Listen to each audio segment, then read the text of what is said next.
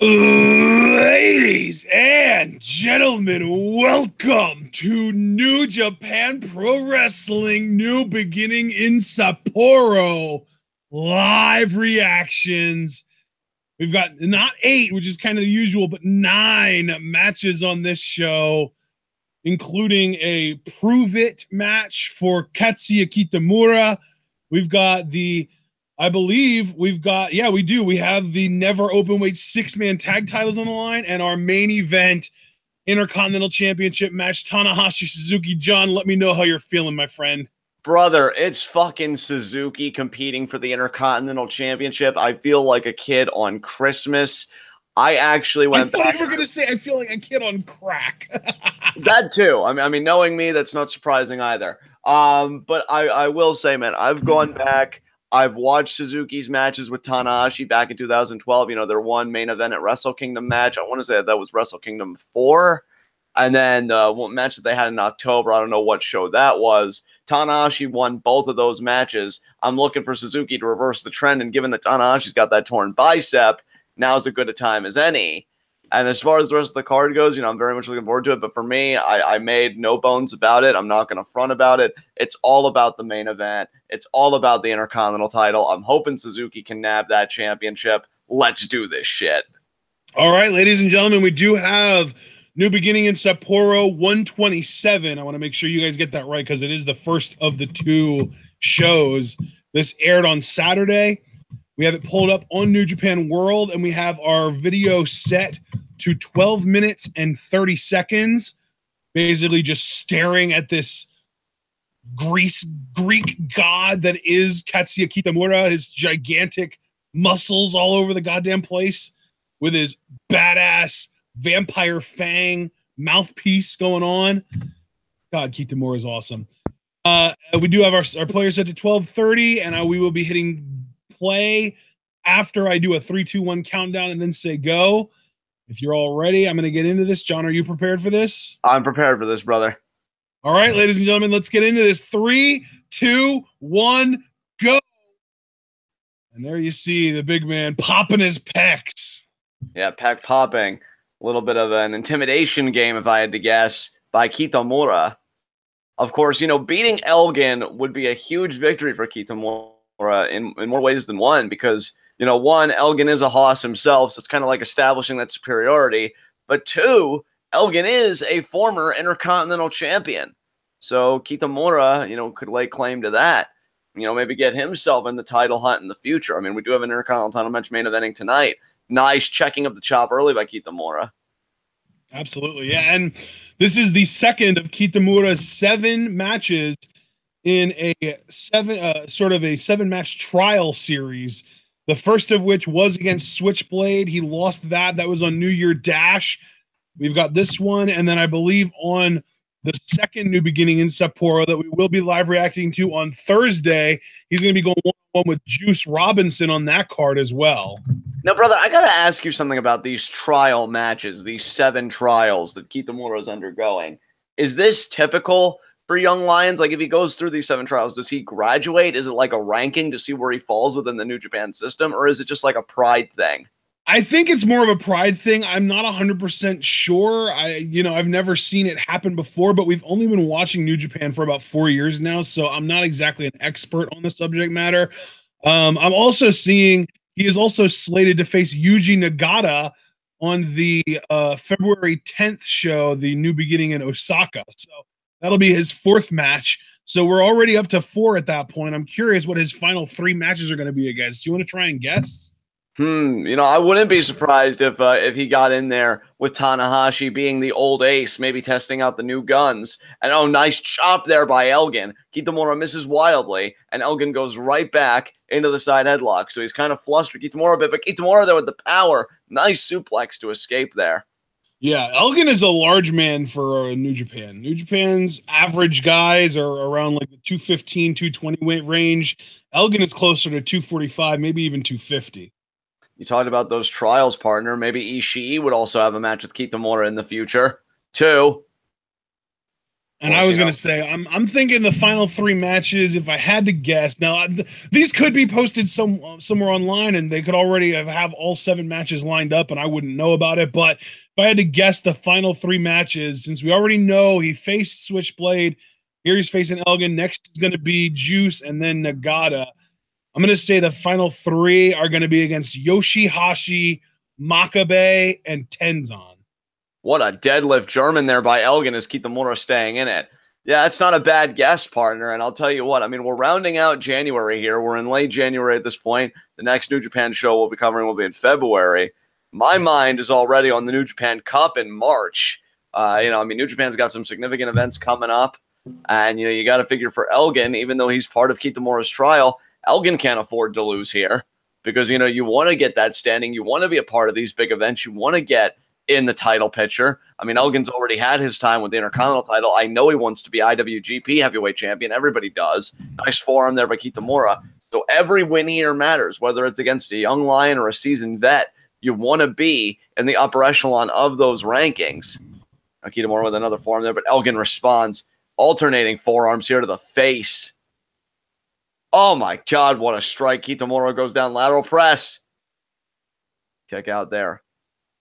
I don't know if I agree with Elgin not hooking a leg. I think that's always a good habit to get into. But, you've got body on body and you're the size of Elgin. Maybe he was confident enough, but Kitamura, no small man. Kitamura backed up in the corner here.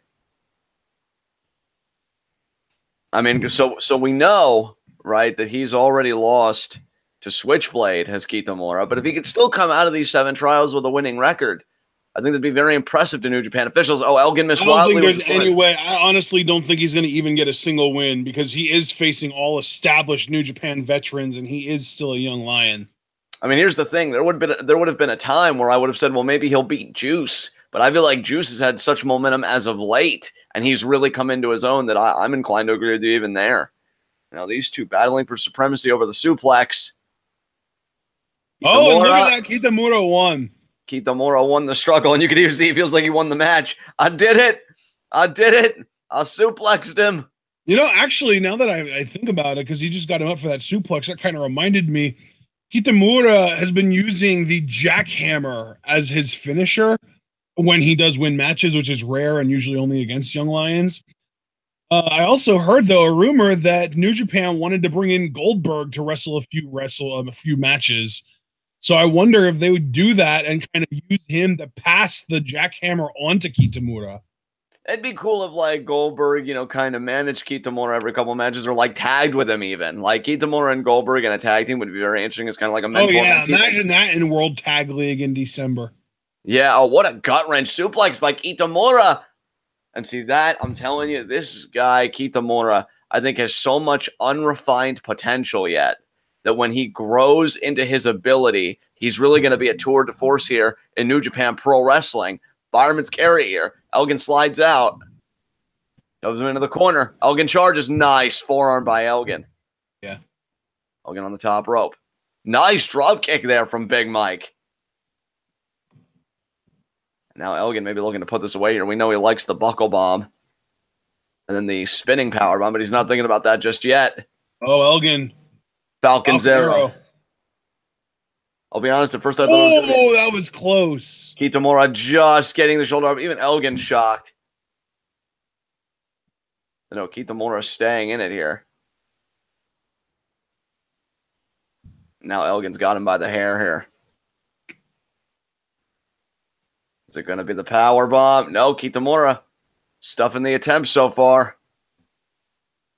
And back body drop. Elgin now favoring the small of his back. Kitamura. Forearm there by Elgin. Oh, another man. Forearm by Elgin. Elgin throwing these haymakers, basically. Absolutely. Kitamura, though, he backed up. He ducks the lariat off the rope. Spear. What a spear there by Kitamura. Almost a moose-esque spear. Oh, and Elgin just kicking out. But I got to be honest, I'm really appreciating the fight from Kitamura here. I did not think he would give Elgin such an outing.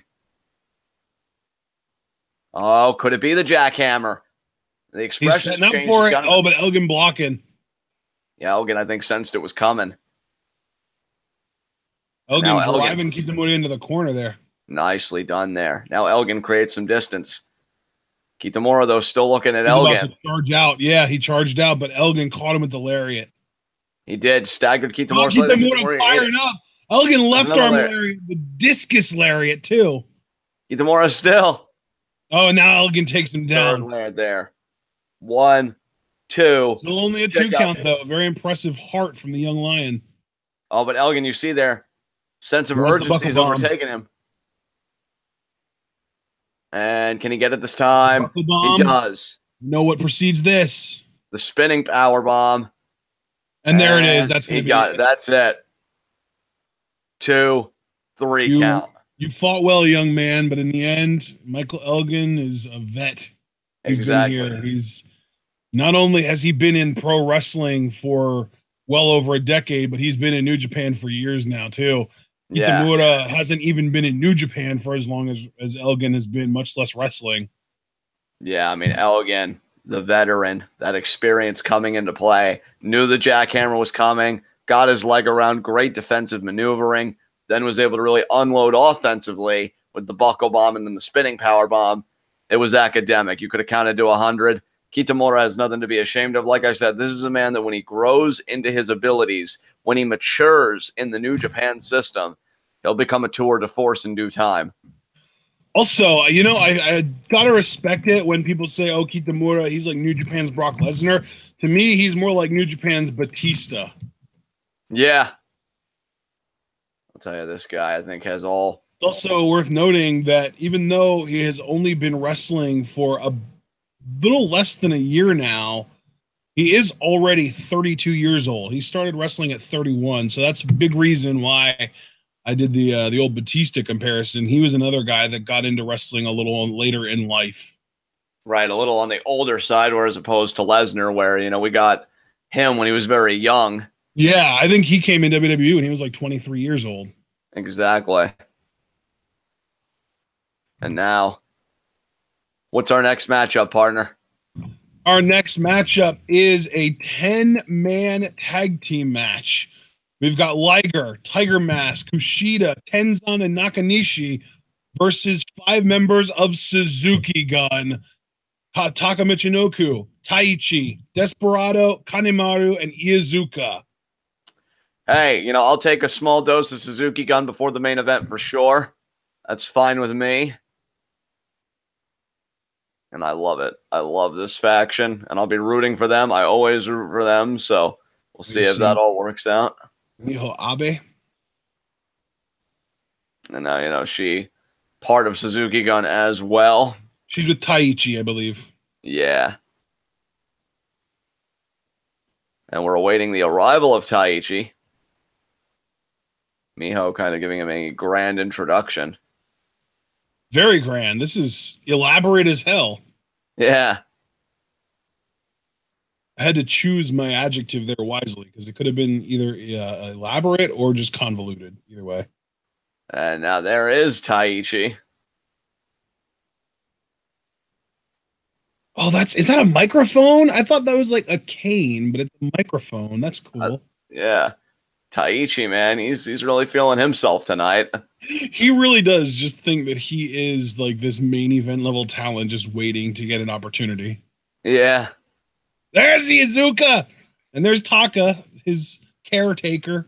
Yeah, who would have thought that Taka Michinoku, he'd go from the first ever light heavyweight champion, you know, in the WWF, into being a caretaker, you know, pet sitting for Iizuka. No, Iizuka, you can't eat the audience, but their flesh. I want their flesh. Oh, man. He does have a preferred taste for human flesh. We've seen it in multiple matches. I can respect that, though. Don't let anybody multiple non-match segments. He likes to, he doesn't even, you know, he doesn't discriminate. He doesn't have to be in a match against you in order to bite you. You know, I appreciate that, though. Don't let social norms keep you down, Iizuka. You live your best life. As Suzukigun here, getting ready to own the ring like they always do. I'm looking for them to go 2-0 tonight. Is Zack Sabre Jr. competing? Yeah, as a matter of fact, I was actually getting ready to say, you say 2-0, but they've got more than 2 matches, I believe. Oh, actually, you know what? No, they don't. No, they don't. It's just the 2 matches. So no, I guess ZSJ isn't competing on this show. Well, when you're the heir to Suzukigun and one day it's going to be Saber-Gun, I guess you just want to kind of observe with your mentor Suzuki everything that's going on.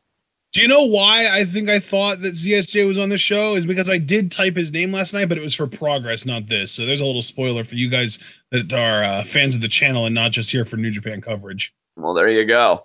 Iizuka still wanting to tear the arena apart. Can't say I blame him. Look at all these plebs that are only good for sustenance. Oh my god. And yeah, Suzukigun looking to rule the roost tonight, go 2-0, and their second matchup getting the Intercontinental Championship in their camp. God, I can't fucking wait for that match. But we got Jushin Thunder Liger here. One of the few old people I actually respect. There's Tiger Mask. Oh my god, one of the few old people, he says. I love how it's just so backhanded. Oh god, Kushida. Ew. He's the fucking worst. Oh yeah, he really is. That's the thing. I mean, you know, me and Dominique Adams, we could have been the best of friends, but he just had to go and be a fucking Kushida fan. Like, god damn it. I don't like turds in my punch bowl. Ugh.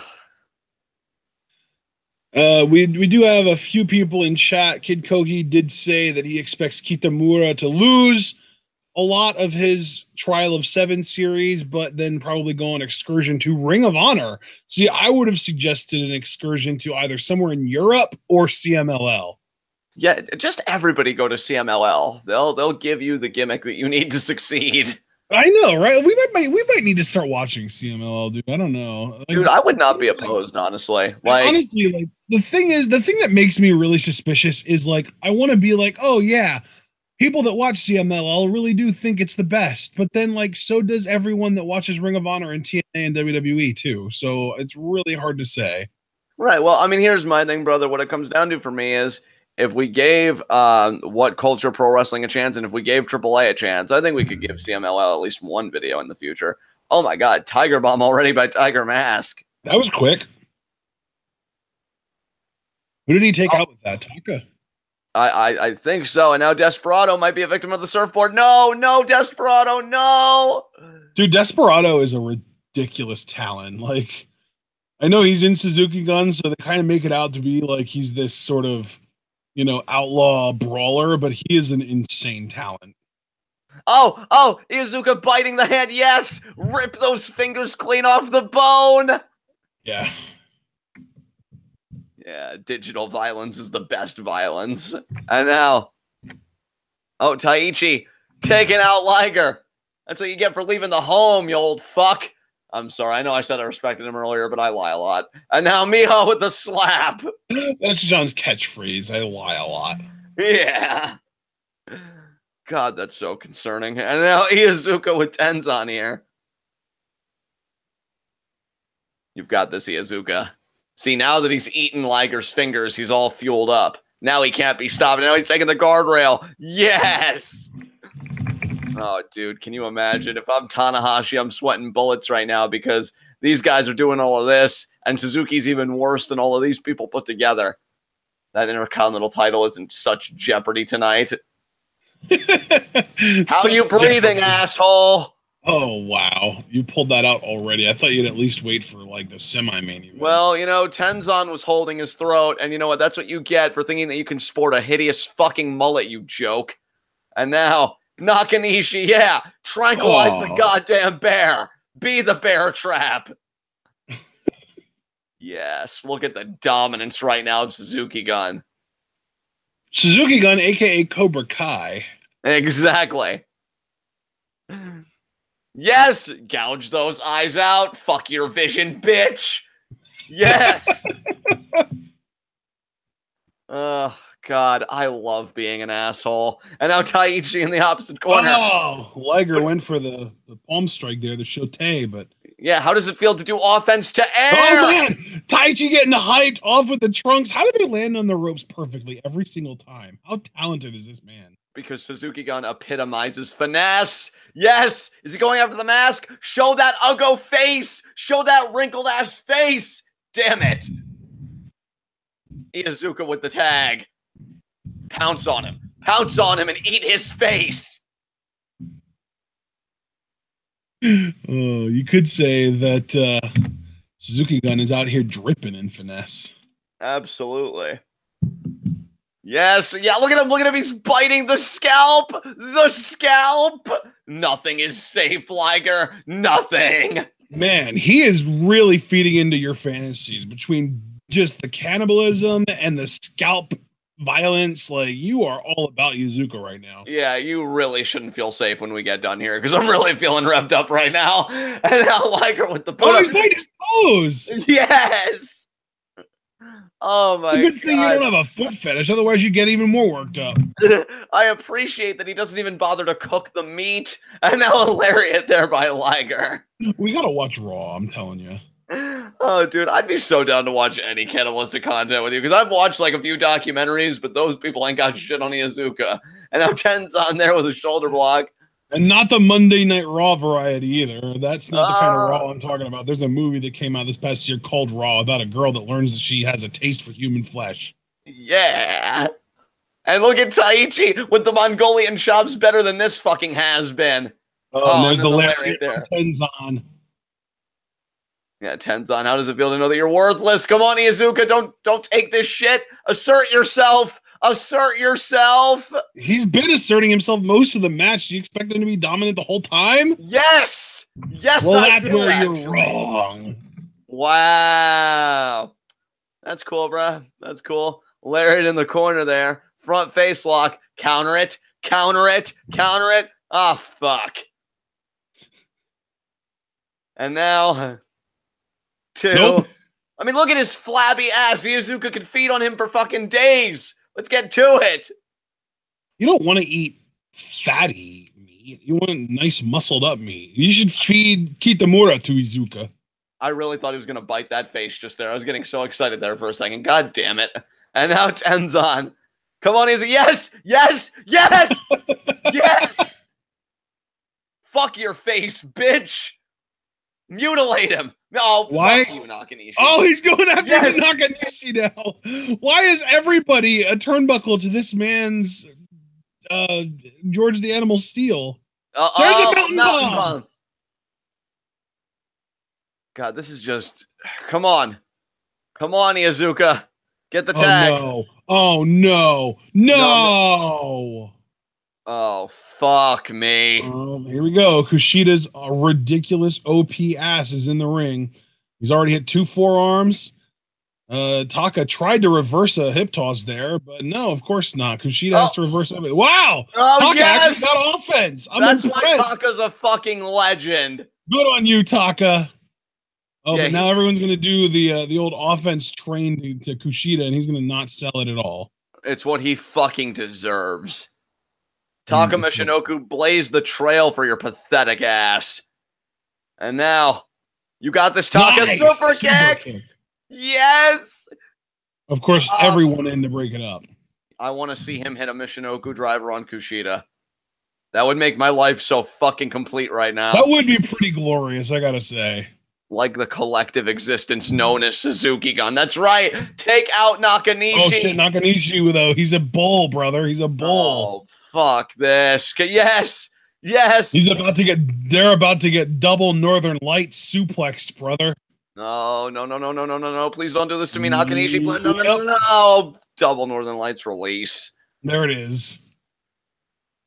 We're back to Taka and Kushida, and of course, nice! Oh, yes!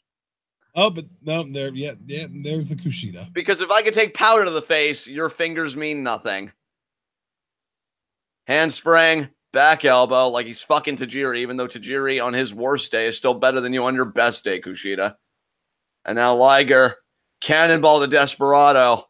I'm pretty sure that anytime Tajiri got his own mist in his own eyes, he actually sold it.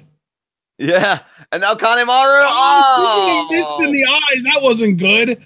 Kushida's about to beat Taka. That's going to be it. Taka deserves better than this. He's He a fucking does. legend. He was a pioneer for you people. Oh, there's the DDT. No, And hoverboard there is lock. the Kushida lock. Fucking hoverboard lock by Kushida. Oh, that's it. I hate him so much. Yeah. But you know what? Fine, they're 0-1, but they're going to break 500 and take the Intercontinental Championship away from Tanahashi tonight. Suzuki's got this shit. Man.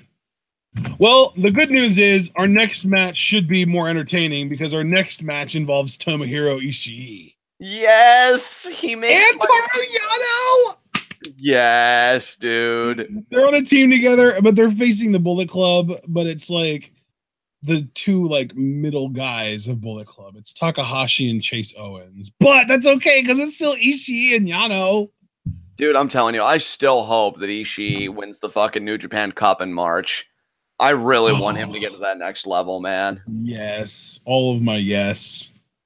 Like him facing, because look, I know, right? I actually completely agree with your New Japan booking of the IWGP Heavyweight Championship. It's going to come down to Okada and Naito, really as it should, because Naito should be the fucking champion. But just seeing Ishii versus Okada and us being able to live react to it, I'd lose my fucking shit. So just get Ishii there, New Japan. Ishii for New Japan World Cup in March. Let's make it happen. And Suzukigun still taking their lead. Geez. Oh, wow. Got straight up kicked, son. It's okay, Taichi. Our glorious leader, Suzuki's going to have Intercontinental Championship gold before the night's over. And now Kushida. I did it, guys. I'm the best at wrestling. I fear the day that he moves up to the fucking heavyweight division. No, it can't happen, John. It can't. I mean, if it does, should you and I take matters into our own hands and see if we can accelerate a meteor coming to Earth? And now, I don't know if we have the capabilities. Oh, God, but it's our collective existence. I thought we could do anything. Was that a lie? Oh, God. And now Liger. What's that thing say? What's that sign he's got? I can't read it, but regardless. Sure. You know what? Nakanishi, turn on Kushida right now and beat the shit out of him. Nah, you're not going to do it. Like, Nakanishi's not even in the ring. What are you talking about? Well, he was like just a second ago, and I'm like, just turn on his ass. But forget Nakanishi. I want Oka too. Let's get Oka versus Kushida. Yeah, he's Ishii's son. God damn it, he doesn't have to take this shit. No, Nakanishi high-fiving all the fans. Yeah, New Japan crowds are awesome, and Liger. I always love how enthused Liger is going to the back. Yeah, I did it again. I love you guys. Never forget Liger at Bola. Yeah. No, my asshole. So good. Oh, God. Get out there, Oka. God, you're slow. Well, you mean Nakanishi? Okay, I think would be a bit more spry. Oh, yeah, Nakanishi. My bad. I had the name in my brain, and it just didn't come out. So, yeah. That's all right, man. That was a fun match. All right. We had just been talking about Oka and feeding Kushida to him. No, I'm still thinking about you imitating Liger. No, my asshole. Legend indeed. All right, here's Bullet Club. The legendary asshole of Jushin Liger. Yeah. That whole spot was so ridiculous. And of all people, Jeff Cobb was the one that I noticed screwing it up. Well, I guess even a wondrous teddy bear like Jeff Cobb can make mistakes. Yeah, it's okay, though. He's still wonderful. And there's Yujiro Takahashi, the Bullet Club pimp. Who the hell does Chase Owens think he is? He does not deserve to wear a mask. Yeah, I mean, he's better than Bone Soldier, but that's not saying much. Yeah, I'm glad Bone Soldier got kicked out, though. Yeah. Nice to know that Bullet Club's like, wait a minute, we don't have to give everyone a shirt. Yeah, no shit. Never forget when Finn Balor was in the Bullet Club, or when he was the leader of the Bullet Club, when he was still Prince Devitt. Captain fucking New Japan. I've Get the fuck out of here. actually watched some stuff when Devitt ruled the Bullet Club, and yeah, like I really love the feel to it. God, no wonder Tama Tonga misses him. And now Bullet Club looking to get a win, but with Ishii on the opposing team, that doesn't seem too likely to me. I'm surprised Chase Owens is still around, because to me, he offers nothing to the Bullet Club that Adam Page doesn't offer tenfold. Yeah, Adam Page is so good. I wonder what he's been up to. I think he's on a couple of these matches between tonight and Thursday's reaction. Hangman Page, yeah, he is in a match tonight, and I'm pretty sure he's in a match on Thursday as well. Let me just look. Yeah, he is. He is in a match on both shows that we're going to be live reacting to this week of New Japan. And now here comes Ishii, who is just so wonderful in every way and deserves the world. Ishii! Ishii! Ishii! Ishii! I love him. So, but, I mean, don't get me wrong. I love Ishii, but come on, dude. It's Toru Yano. yeah, but they're so good together because Toru Yano's comedy stylings perfectly complement Ishii's no-nonsense attitude. You hear that? That's me not disagreeing with you. Yeah. They deserve a sitcom together. I'd low-key watch the shit out of it. So would I. So would I. I think a lot of people would. Even people that aren't familiar with New Japan. Toru Yano, why do you keep trying to shill DVDs? Get a real job. Gee, I don't have to be so serious all the time. It'd be great. It'd be great. Yeah. Be on the lookout for that Big Bang Theory. You guys suck. Yeah, you do. We don't need no fake laugh track for this sitcom. God, I hate that shit. I hate that shit's still used today. Like, way to date yourself, you fucking marks. Not just used, but used as a crutch. Like, shows that use a laugh track would not exist without the laugh track. Like, they overly rely on it. We're so insecure about our writing style that we need to compensate. Yeah, you're failures, each and every one of you. I'm ashamed, and you're not even my fucking seed. And now, Ishii and Toru Yano. I am just in a revved up space today thinking about Suzuki Tanahashi, and now I get Ishii to boot. Like, color me spoiled, everyone. And now Toru Yano getting patted down. But of course, he hides his stuff very well, so I'm sure that referee didn't catch everything. And now it's going to be Yujiro Takahashi. Oh, wow, and Ishii. I think these guys actually had some history during Prince Devitt's Bullet Club, because isn't Yujiro Takahashi a former never openweight champion? Didn't he beat Ishii for that title? So you know what? I think you're right. And now Takahashi, shoulder block though. Ishii, God, I love him. Yeah, oh, another one there. Ishii don't give no fucks though. Oh, Mr. Lariat. Takahashi still thinking he's hot shit. Oh, yeah, that's what you get. Oh, forearm. Ishii, though, eating it. You are correct, by the way. He did defeat Ishii for the championship. He held it for a little over 3 months, and then Ishii got it back from him. Well, call me Tyson Kidd, because I'm bringing the fucking facts to the table right now. I love it. There. Shoulder block, yes! Because Ishii doesn't take your shit, Takahashi. Yeah, he doesn't need to. He never needed to.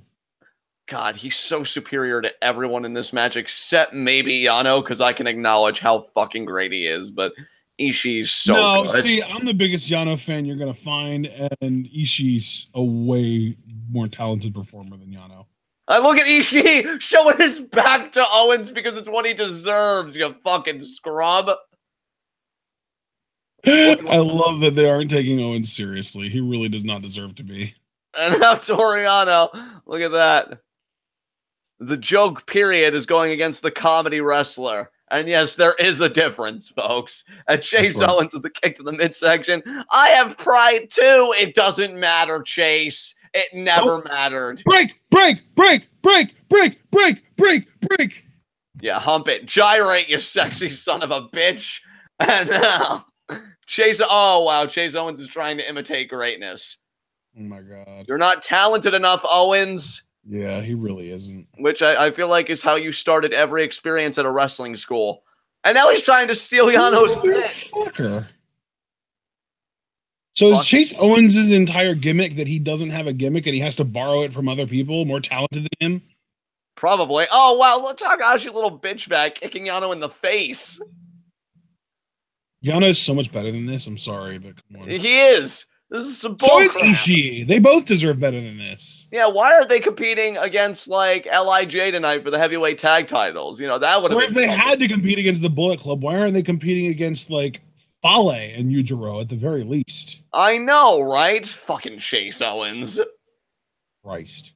The idea that any promotion... Oh, you know what? I know why. Because Fale has to be defending his never openweight 6-man tag title tonight. That's right. That's right. Okay, well, at least they have an excuse.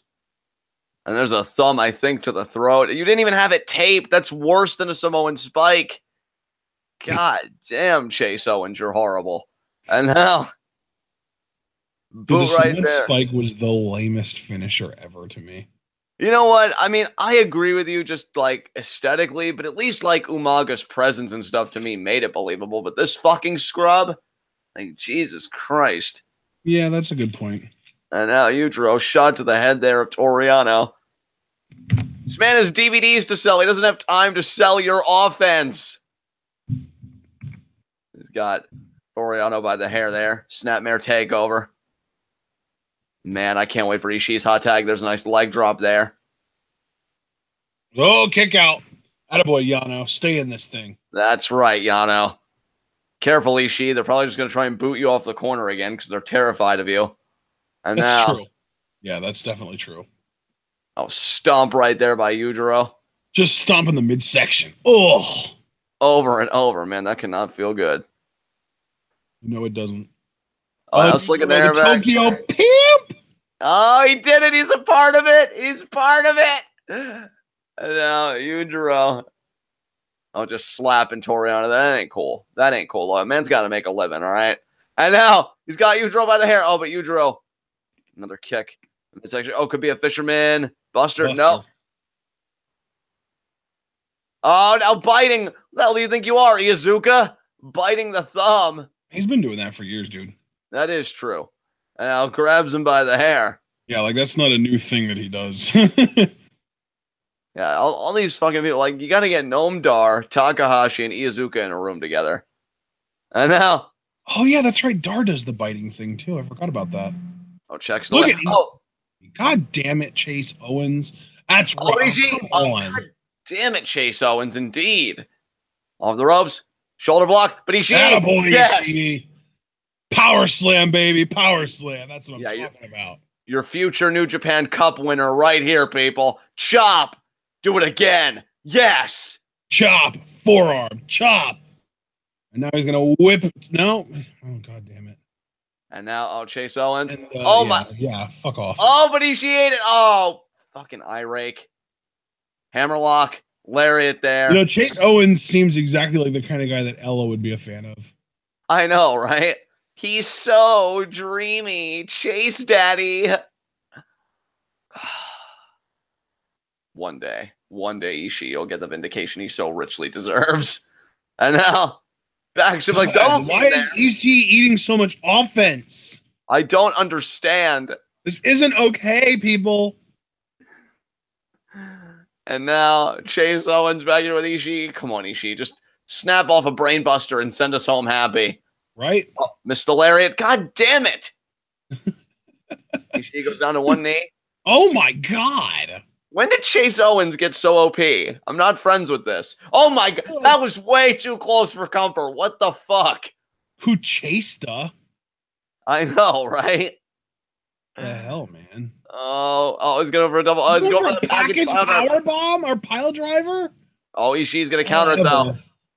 Bugger off, mate. Oh, no. Low blow. No. Forearm there. Oh, but he's going to duck it. Oh, no, yes. And now Chase is just freaking out. Inverted atomic drop. Yes. Oh, my God. What a lariat. Fuck. And now we're going to get a brain buster and send this bitch home. And Night, night, motherfucker. Bam! Oh my god. Done. There we 3 go. count. That's And what I'm talking about. As I was saying before, Chase, I'd call him dog shit, but it's insulting to the waste that dogs produce. Owens interrupted me. That is your future New Japan Cup winner come March. Tomohiro Ishii. It's going to be getting that fucking world title shot. What I'm talking about. Exactly. If I remember correctly, the New Japan Cup winner can go after any title of their choosing.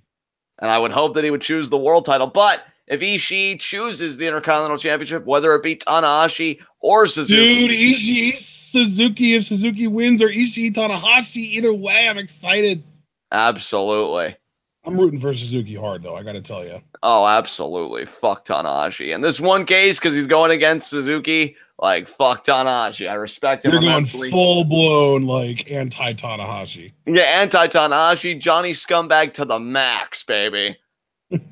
Goodfellow already got too much time on commentary last night with Kairi Sane entering the Rumble. Yes, she failed. But Suzuki will not. That's the difference. Please be right. And you know what I love about Suzuki, speaking of somebody like Kairi Sane? Like, if you go back and watch his old matches, like, he's competed plenty of times in intergender wrestling, and he'll beat the women up just as viciously as he does the men. Why? Because Suzuki's a true feminist. That's why. Yeah, equality for all. Exactly. I'm not going to white knight your ass. I'm going to hit you as hard as I can, and you're going to go down just like anybody else. Damn straight. And now we go from a pit bull to a gorilla in Togi Makabe. I love Makabe. But you already knew that. Indeed. And I can't say I blame you. Oh, Taguchi. Why does Taguchi ruin everything good? Because he exists. God, you're so right. Believe me, I know. I hate it. So this is our never openweight 6-man tag title match, right? Or no? No, I don't. Is it? Yes, it is. Yes, it is. Yes. We got Fale and the Gorillas of Destiny versus Makabe, Toa Hinare, and Taguchi. I really respect Makabe, and I even like Hinare from what I've seen. But God, Taguchi really drags the team down. But then on the Bullet Club side, like, I love the Gorillas of Destiny, but I've always been Mel and Fale. So who do I even root for in this? God. I think you just root for the match to not suck. You're right. I take a neutral stance, and I root for match quality above all else. Thanks for not giving me a dog in the fight, Taguchi. Fuckwad. Piece of shit. I know, right? He is a piece of shit. I should tweet that to him afterwards. He should know We it. got a $2 super chat from Javaris Carter. Tanahashi, please lose so you can heal your bicep. So it's a positive and a negative in one super chat. I know. Please get your bicep fucked so it can get better. Brandon, that's just perfect. The Underboss. And there are the Gorillas of Destiny. God, they are so good, especially Tama Tonga. Can't wait to see him in another G1 this year. Yeah, I know you're a big fan of Tama Tonga. Absolutely. Love that Carl Anderson bequeathed the guns done to him. And now there is Fale. I just want to say the word bequeathed all the time now. I know, right? I am so happy that I always have like a verbiage banquet waiting for our audience. And Fale there too sweeting the camera. A cornucopia of advanced language. Oh, he's part of it, the sequel! Oh my god. You would have known that was a Smart Guy reference if you ever watched Smart Guy. Well, I mean, we watched a few episodes together. I'm sorry he made it to college before I did. He thinks he's better than me. Fuck him. And now he went to high school, dude. It wasn't about him going to college. It was about him going to high school. Oh yeah, that's right. But wasn't there an episode though where they're like, "Oh, you're even like too smart for high school. You should go to college." And then he's like, "No, I want to stay here with my friends." Yeah, that was further down the line though. I think that was in like later seasons. Oh wow, so he couldn't do it in season 1. I guess he wasn't that much of a smart guy after all. Fucking scrub. God, I'm so insecure. Wow. Yeah, no kidding. No kidding. He was 10 in high school. But no, let's shit on him because he wasn't in college already. I just did, thanks. Oh my God, I was being facetious.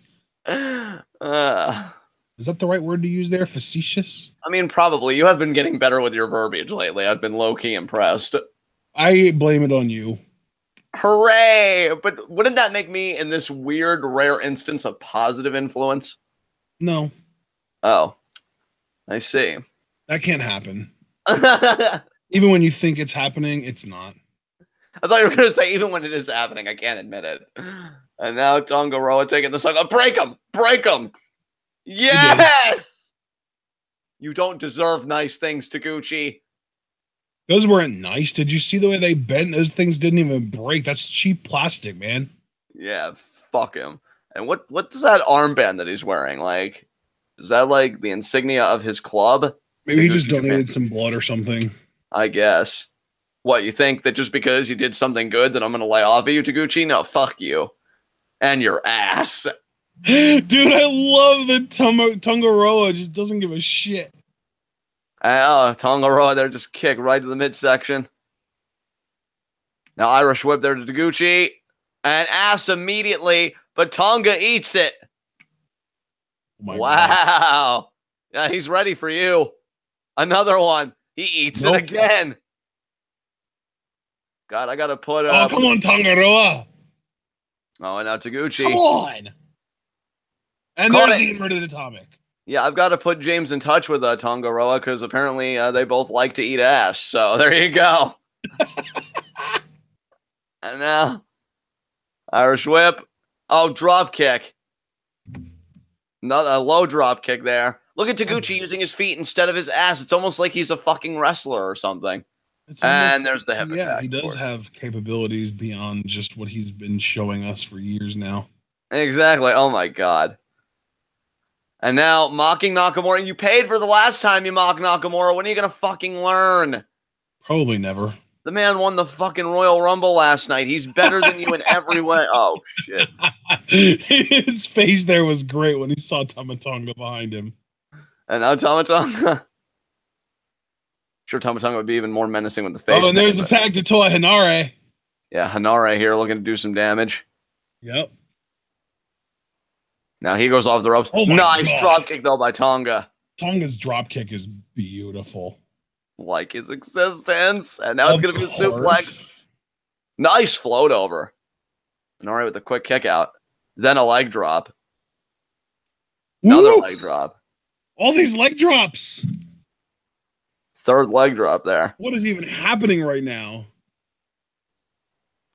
And now, Taguchi down on the floor where he belongs. And what do we got here? Oh, Fale taking out Makabe. Dominique Adams is in chat right now. You weren't around for us to shit on Suzuki or for us to shit on Kushida. Yeah, I even mentioned you in the live reactions, Dominique Adams, so I'm kind of sad that you're late, but still, I'm really happy that you're here for the Intercontinental Championship live reactions to come later tonight, and for this never open-weight six-man tag title match we're live reacting to right now. And yeah, Makabe just really struggling there. And now Tama Tonga tags in Tongaroa. And now he's got a body on body there over the rope. You know, that rope's like a steel cable. Now the referee admonishing. Come on, Makabe, get back in there, you scrub. Yeah, you're not Harambe. You're not a gorilla that's going to go down so easily. And oh, my God. That was wrenching on the arm of Hinare. I know, I'm terrible. And now Tongaroa. That might have been too far, man. Snap suplex. Nicely done. Oh, and now look at this. Got that hip action. You know Harambe didn't deserve it, right? Oh, yeah. No, that kid should have been eaten. And that mom honestly should have been disciplined. Fuck that mom. Yeah. Like, if you're going to have the child, you better be prepared to take care of it because it's not our fucking problem. Jackhammer. Holy shit. Damn. Taking a page out of Kitamura's playbook. Yeah, I like how he's like a hybrid of Eddie Guerrero and Goldberg there. It's like the two snap verticals and then a jackhammer to finish. That's really cool. Yeah. Tag to Fale there. Tongaroa is kind of underrated, honestly. Who's underrated? Tongaroa. He's kind of underrated. I like him. Yeah, I would agree with you there. I don't think he gets enough credit. I feel like people kind of treat him as like a joke, but I actually really do think he's pretty good, pretty talented performer. And now Fale got an all right chop there. Damn. An all right trying to eat it, but Fale don't give a shit. Fale gives no shits ever. Is his mouth bleeding, for God's sakes? And all right, he's been getting beat up. Yeah, it is. Wow. Stomp there. And now Tama Tonga there gets the tag. It was Tama Tonga getting the gun stun at New Year's Dash that allowed them to regain the never openweight 6-man titles from I believe LIJ. It was not LIJ, right? It was Trent, Ishii, and I think Toru Yano. Oh, that's right. Yeah, that's right. Because the Wrestle Kingdom match, Chaos just went on a roll. Yeah, Chaos dominated Wrestle Kingdom. The New Year's Dash always belongs to Suzukigun. God, that was great too. And now Fale got the tag. But the question is, will New Beginning in Sapporo belong to Suzukigun? You know, last year, Suzuki faced Okada for the heavyweight championship. He lost. This year, it's the Intercontinental title. Will his fortunes change? But in the meantime, Taguchi now on the floor. Fale still working over Hanare. Hanare seems like he's been isolated from his team for a considerable length of time. Irish whip into the opposite corner there. Fale backing up. And, was going for a splash. Hanare. It almost seemed like he fell. Hanare needs to get Makabe in there. There we go. Yeah, Makabe got the tag. Although I will say, I know that Fale is a little bit more worn down, and it's not really an even playing field because of how much more fresh Makabe is, but when these guys are evenly matched, Makabe tends to get dominated by Fale. I don't think he's ever beaten him in a G1 context before. That's right, because I remember you mentioned that even this past year G1. In G1. Yeah, like, it's crazy that Makabe's never beaten Fale one-on-one. But Fale, and now look at that, already stuffing the Northern Lights attempt, and that's one of the reasons why it's just so hard to get any kind of meaningful offense on a guy the size of Fale. Yeah, and as we've discussed in the past, Makabe is one of those guys like Ishii who doesn't really go into a match with a game plan more complicated than just hit him harder than he can hit you. Exactly. And there you see Tongaroa there breaking up the pin. It's kind of the extent of his game plan, and when your opponent has as significant a size advantage on you as Fale does on him, that shit doesn't always work. And as we've seen, it doesn't work at all yet. Exactly. And now Makabe out the ropes again. But Fale caught him. Samoan drop. Beautifully done there. I find it so odd that we are using an adjective like beautiful to refer to something that's done by a man that size. I know, right? Tama Tonga back in, as is Hanare. I don't really know if I agree with Hanare getting tied back in already. Oh, but look at that. It seems a bit early for Hanare. Oh, look at that shoulder block, though. Yeah, I thought that was like a shoulder block style headbutt at first, but you're right, it was just a shoulder block. Now forearm there, another forearm. They were kind of, I mean, to be fair, it had that torpedo effect where like he just threw his entire body, kind of like what we see with Honma with his torpedo Kokeshis. Yeah. Oh, Hanare landed on the apron, goddamn. And now he's on the top rope here. And another shoulder block. Gonna hook the leg stack, Tama Tonga up. And Tonga just kicked out. That was really close. Too close for comfort. Absolutely. You know, just a 1 count away from becoming 1/3 of the never openweight 6-man tag team champions. Now Tama Tonga about to eat the offense train. Makabe with the lariat. Hanare with the lariat. Taguchi playing conductor here. Taguchi thinks he's hilarious. He does think he's hilarious. It's kind of sad. And now Taguchi wants to be fed Tama Tonga, and there is the hip attack. And there's the spear from Hanare. That was so close. Gorillas of Destiny having each other's backs there. Tama Tonga was not kicking out of that either. Now Tama Tonga and Hanare alone in the ring here. Oh, headbutt. Watch out, though. Tama Tonga's got one of them Pacific Islander heads, too. That's true. Oh, pushes Hanare off. Oh, he ducked. TKO here? No. Splash. Or, God, what's the name of that move? Flapjack. Yeah.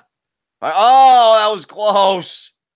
Henare just kicking out there. Goddamn. Oh, Jordan Amos in chat wants a timestamp to catch up. I can hook you up, brother. We are at 1 hour, 4 minutes, and 50. Oh, and there Nare's tapping out. What? Yeah, I mean, I'd call it a Tongan twist, but we already know that that's the neck breaker that Tama Tonga uses. So I have no idea what he calls that submission, but it gets the job done. Yeah, wow. All right. Yeah. Apologies for kind of cutting myself off there. We're at 1 hour, 5 minutes, 13 seconds, 14, 15, 16, 17. Hopefully that helps you to catch up with us if you're not already. Tama Tonga just made Toa Henare tap out. And I also saw Jordan ask what Hanare's new look was supposed to be. Trying to remember what the name of Maori. He's supposed to be a Maori warrior. Basically, kind of a New Zealand native. But yeah, there was actually an episode of The Deadliest Warrior that featured the Maori warrior. So if you want a little more insight into Maori warrior culture and the weapons that they use, check out that episode of Deadliest Warrior. Absolutely. And there you see Tama Tonga, Tongaro, and Bad Luck Fale owning the ring with their never openweight 6-man tag titles in hand. As now Taguchi's going to have to go back to the drawing board, recruit 2 more people for Taguchi Japan, and then lose again. Naturally. I really hope Toa Henare isn't officially in Taguchi Japan because he's better than that. Yeah, absolutely. Then again, so is Makabe. Isn't Makabe in Chaos, though? I don't know. I thought Makabe was in Chaos, but who even knows? Yeah, Taguchi might have just given up on the Taguchi Japan concept, like the experiment is over kind of thing. Right. Oh, Tama Tonga refers to that submission as a dream catcher, so that's what he calls that. Okay. I like that Tama Tonga's still, like, you know, refining his offense. That's so cool. Yeah, he could have been content with just using the gun stun because of how devastating that is, but no, he's still going, man. He's still innovating, and I love that. And you know what when I say innovating, I should be specific. He's not like inventing new moves, but he is adding new moves to his arsenal, and I can appreciate that. And you know what I love about it too, from a more kayfabe context? It's like the head shrinker hasn't gotten the job done for a long time now, so it's like, I'm not saying he's going to replace it. He may still use it for something, but it's like, okay, I know that this submission can get the job done because it just helped them retain the never openweight 6-man tag titles. Yeah, so I the like head shrinker has, in a way, kind of been relegated to setup status. Yeah. So what match is next, partner? Oh, man. Next up, we've got another multi-man tag match. However, this one is a 6-man tag involving Bullet Club. We've got Kota Ibushi, Juice Robinson, and Unfit Finlay, David Finlay, taking on the Bullet Club, represented by Cody, Hangman Page, and most importantly, Marty Scurll. Marty fucking Scurll. Beautiful. Yeah, man. These next few matches I'm really looking forward to because we've got this that I just went over. Then we've got YOSHI-HASHI and Will Ospreay versus Naito and Hiromu. Then we've got Okada, Goto, and Geto versus SANADA, Evil, and BUSHI. Then we've got Jay White and Roppongi 3K versus Kenny Omega and the Young Bucks. And then we've got our main event. So the next few matches are all relatively stacked. And to be fair, 3 of the next 5 matches involve chaos. Yeah, chaos, man. To me, I think they are like the dominant faction in New Japan right now. And then I don't know if they're the biggest faction, but they're definitely the most prominent faction. Yeah, absolutely, without question. And there's Cody. Mediocrity impersonified. God. And now he's flexing like he's hot shit. You're not. Put the guns away. I am legitimately surprised that Geto is like as invested in Cody as he is. It's kind of crazy to me. Well, I guess, you know, and I'm sure him dyeing the hair blonde to look more like Okada certainly did him some favors for Geto. Oh, well, I mean, isn't that more to look like his father, Dusty? Because I'm pretty sure Geto is a huge Dusty Rhodes fan. Yeah, so I guess it works twofold. So there you go. But Marty Scurll, I didn't even think about the Okada connection, but you're right on that point, too. God, Marty. There we go. And Hangman Page. Superior, scruffly, 5 o'clock shadow, long-haired guy in the Bullet Club. Yeah, it's like it's Marty Scurll, Hangman Page, and then Cody does stuff too. That's kind of where I'm at. Pretty much, yeah. I can't wait for Kid Coheed to get angry at us for shitting on Cody again. I didn't know Kid Coheed was like a big Cody fan. I'm pretty sure it's Kid Coheed that gets on our case for shitting on Cody constantly. Yeah, like it really just like ever since he left WWE, he really is just one of those cases where it's like, wow, the WWE system really worked for you. And I just don't really see you thriving anywhere else. But being of people looking to thrive, here comes the golden star, Kota Ibushi. Jordan Amos just asked what we actually don't like about Cody. I think John just kind of gave a brief explanation, but for me to kind of elaborate more, to me, my biggest problem with Cody is that he so clearly has no interest in adapting to working on the independent circuit and for other promotions like New Japan and Ring of Honor. It's gotten to the point that you can so clearly tell that he's only doing this to increase his stock in WWE with full intention to go back to WWE as soon as he feels content with what he's done in his body of work, that I can't get invested in anything he does. Plus, the worst part about it is that because of that mindset, then he doesn't have any kind of he doesn't seem to have any kind of intentions of adapting his style to be more interesting. He's still working the exact same style he worked in the WWE. He's just doing it against more interesting guys. So people are saying his matches are better, but they're really not. Like, his matches that he's had that have been good were carried by his opponent, namely Okada carried him and Dalton Castle carried him. So yeah, I just don't like that Cody left WWE basically out of protest because he wasn't getting pushed. He was trying to get out of the Stardust gimmick and all that shit.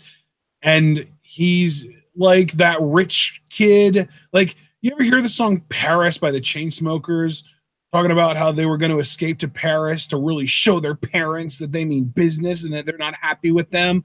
That's kind of what Cody's doing, except instead of going to Paris, he went to Japan instead. Exactly. I think I really love the point you make, because I was thinking of something similar. Like, the idea that this guy didn't even try and like refine and to use your word, adapt his repertoire, you know, for different wrestling scenes, just shows that he wants to kind of build that highlight reel so he could return to WWE offices in Connecticut and be like, okay, this is the push I deserve and this is the money I want. And, you know, to me, like, because even, and see, and this is where I can't even respect him for that, because you could really make the argument that Drew McIntyre did the same thing, but McIntyre did adapt, though. And that's the thing. Yeah, McIntyre legitimately did improve, like, in pretty much every way, and especially on the mic. Exactly. So, like, you could even say Cody has improved in is the one thing that he was actually good at before leaving WWE, and that's character work. Like, sure, you got a little better at the thing you were already good at. Way to really work on those weaknesses, bud. Yeah. God, like, I just think about people that actually did improve themselves, like Drew, you know, becoming a more complete package. My boy Johnny Mundo working on his speaking ability, and it just seems like Cody's just been stagnating, and it's really sad. Yeah, Cody is sort of content with where he is, and he just wants to basically just go out and prove to mom and dad that he is worth their time.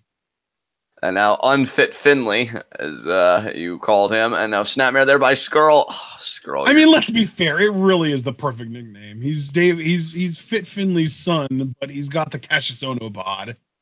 God, I can't tell you how appreciative I am that we're seeing the villain Marty Scurll, because progress seeing Party Marty is just like... I know, dude, it's crazy. Well, we get to see him again tomorrow. And by the way, Jordan Amos did ask if we were doing the other New Beginning show today. No, we have a really stacked schedule this week. So we're going to be live reacting to the second New Beginning show that happened on Sunday on Thursday. So that's going to be our next New Beginning live reaction. It's 3 days from now. Same time, though, 3 p.m., and then Thursday, and I believe that's the only thing we have planned for Thursday. So that'll be that. And then tonight, we're live reacting to Raw. Tomorrow afternoon at 3, we're reacting to Progress. And then at 8, we're reacting to SmackDown. Wednesday, we've got Lucha Rewatch. Thursday, New Beginning in Sapporo, Day 2. Then we've got on Friday a series of live reactions to specific matches that were requested via the Patreon request system by Cliff 'Em All. So that's our schedule for the week. It's a grand total of 7 commentaries in 5 days. And I believe if you add up all of the commentaries that we've been doing consecutively, it ends up adding up to like 12 commentaries over an 8-day period. It's pretty nuts. Absolutely. And now Kota Ibushi in the ring here. I was going to say he was going to renew his rivalry with Cody. We know they've had a lot of history lately, but here comes Hangman Page, who I've missed seeing. It feels like a while since I've seen him compete. Now Page getting up in Kota's face. And Kota, though, ignoring him, just staring down Cody. Yeah, don't blame Hangman Page for getting angry about that. Don't you ignore me. And now Kota, nice vertical leap there. Hangman Page ducks down. Back and forth these two go. Oh, another sweep there by Page. Oh, went for the shooting star. I think he does a headbutt, shooting star headbutt. And there's the shoot kick there by Kota Ibushi. There's a moonsault there. He can pull that off, though. Yeah, dude. Fucking Hangman Page is so good. Now Cody just staring down Kota. God, Kota Ibushi's so good. He is. I'm so happy he's no longer Tiger Mask W. So 1, I don't get confused anymore, and 2, I can see him continue to grow as Kota Ibushi. And now here comes Juice. Speaking of a guy that's grown, Juice is really. I mean, you want to talk about another guy that's improved? You know, I think Juice coming to Japan was the best thing he could have done for himself, and I loved his reason why, because you could tell this dude fucking loves pro wrestling. Because, you know, he was in NXT, he saw all these other guys come up, and he said, you know, I want to get better. I didn't want to just be the guy that just was used to put other people over. I wanted to make, you know, my own name. And I realized to do that, I had to get better. And so I just have all the respect in the world for Juice. Scurll does not, though, as he backs him up into the corner. Now Cody's got him by the hair. But Juice with the boot. Going after Cody with the punch. Going after Marty with the elbow. Is he going to make a tag or is he going to stick it out? I think he's going to stick it out. I think Juice is going to stick it out. He's feeling himself right now. I dig it. I dig it. I love Juice. Hell, one of my 2018... See, now Juice Robinson is an example of everything that Cody should be trying to do. Right. Now Juice on But I top. bet if you would ask Cody, he would probably give you a look like, oh, really? You think I had as much to improve on as Juice Robinson? But yes, Cody, yes, you did. Yeah, at least Juice Robinson before was committed to saving the planet. What about you, you scrub? And that's the thing. Like, all you have a lot in common. You were both before you left WWE, you were both pretty mediocre in the ring, pretty mediocre on the mic, but pretty good at character work. Congratulations, Juice has surpassed you in every way. Yeah, because I love Juice's backstage promos. I think he's such a fun babyface. And like I've genuinely gotten invested in his matches. You know, when he's pursuing a championship or he's really just trying to be that underdog, trying to overcome the odds. And again, one of my predictions for this year was that Juice would finally win a championship. And now Cody just stomping away here on Juice. Now stomping the leg there. And another stomp there to Juice Robinson.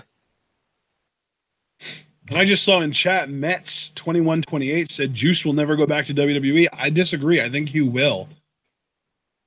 I think he will as well, but to be perfectly honest, Mets, I kind of hope I'm wrong on that. I hope that Juice does fall in love with Japan. I mean, and here's the thing, he probably already has fallen in love with Japan, and I mean, namely Japanese women, but also just the culture and the wrestling and that kind of stuff in general. But here's the thing. If he wants, he can stay here for 2 years, 3 years, 4 years, 5 years, 6 years. He's still only 28 years old. Yeah. That's crazy. Ironically enough, Cody Rhodes is the old man at this point. He's 32. So if he stays for more than like 2-3 years, he'll be used goods when he gets back to WWE. Yeah. And body shot there to Juice. And now Scurll and Cody taking the opposition off the apron there. And now look at this. Adam Page gets the tag. I'll tell you what, man. Kota and Unfit Finlay. There's the shooting star. Wow. Hangman Page, you beast. And now David Finlay breaking up the pin there. Kota looking to get back on the apron as well. He's still looking a little spaced. Marty Scurll gets the tag.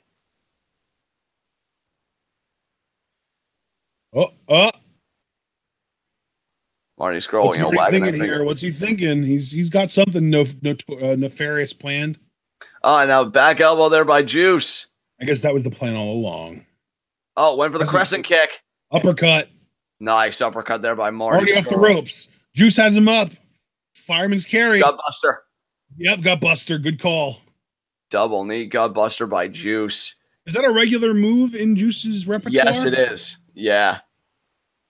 Like I said, man, Juice has really grown on me. So when a guy grows on me, I start to telegraph their offense just a little bit.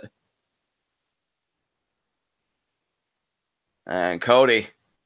Oh, Kota got the tag. Here we go. Renewing tensions from Wrestle Kingdom. Renewing tensions not only from Wrestle Kingdom, but then from post-Wrestle Kingdom, from New Year Dash. Yeah, New Year's Dash, that's right. Come on, Ibushi. Back and forth these two go. I think, didn't Ibushi win their match at Wrestle Kingdom? He did. Yeah. Oh, Ibushi ducked it. Oh, knees up, though, by Cody.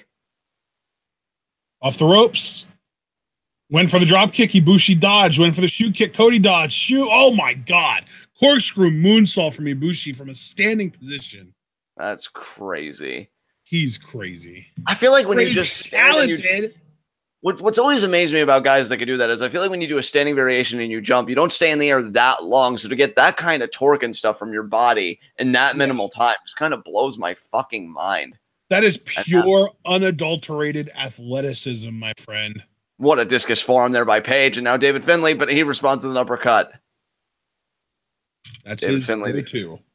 Absolutely. If David Finlay didn't have uppercuts, he would have nothing. Oh, Page. And now David Finlay shoving Page in the corner, uppercut there. Nice. I bet.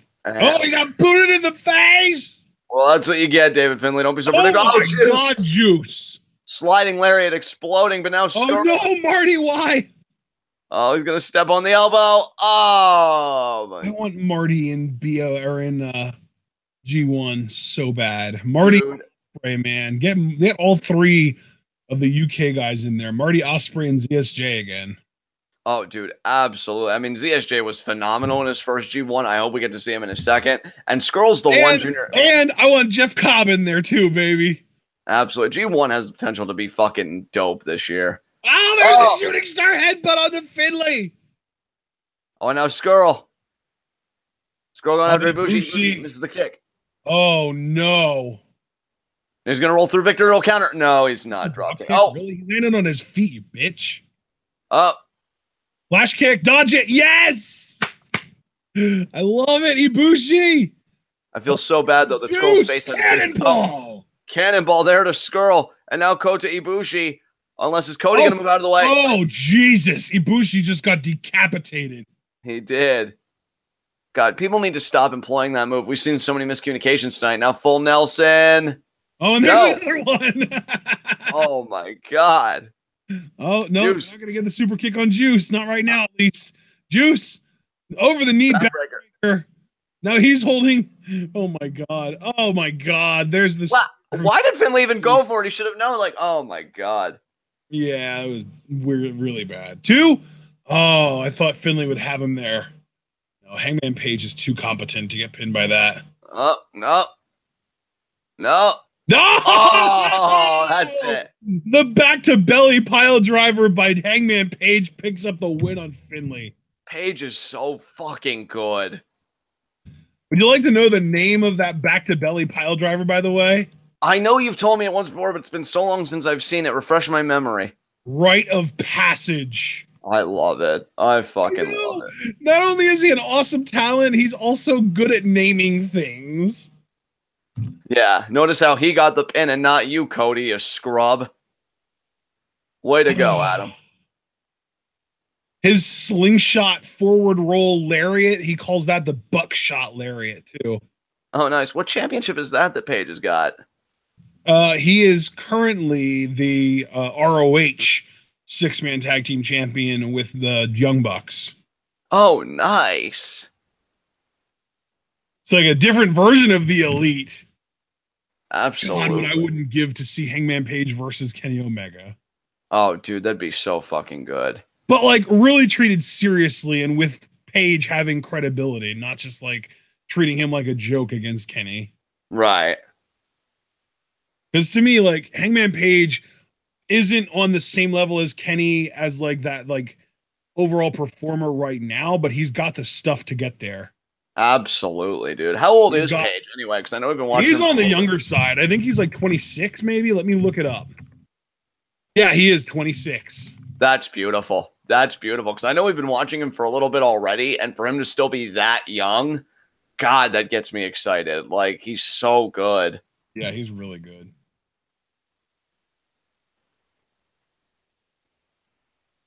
And now let's see. Dominique Adams, if we do not get Ishii winning the New Japan Cup, give it to Ibushi because I want Okada versus Ibushi, damn it. I wouldn't be opposed to that. I mean, Ishii is my number one pick. The match between Cody and Ibushi. God, what's the hell is wrong with my language? I love the match between Cody and Ibushi at Wrestle Kingdom was supposed to be like a winner gets to challenge any champion kind of thing. Right. Maybe not. I don't know. And now Cody's screaming into the mic here. Oh, of course he is. Yeah, I don't have my volume up, so I'm okay with this. Oh, Cody's just kind of lecturing Kevin Kelly.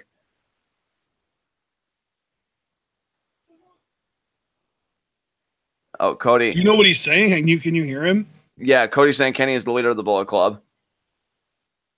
He says, I love Kenny Omega. Okay. That's...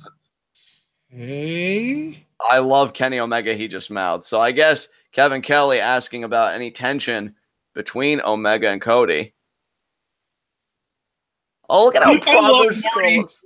He's so good. He is. He's great. God, why can't fucking Scurll be leader of the Bullet Club if Kenny Omega is about to be excommunicated soon?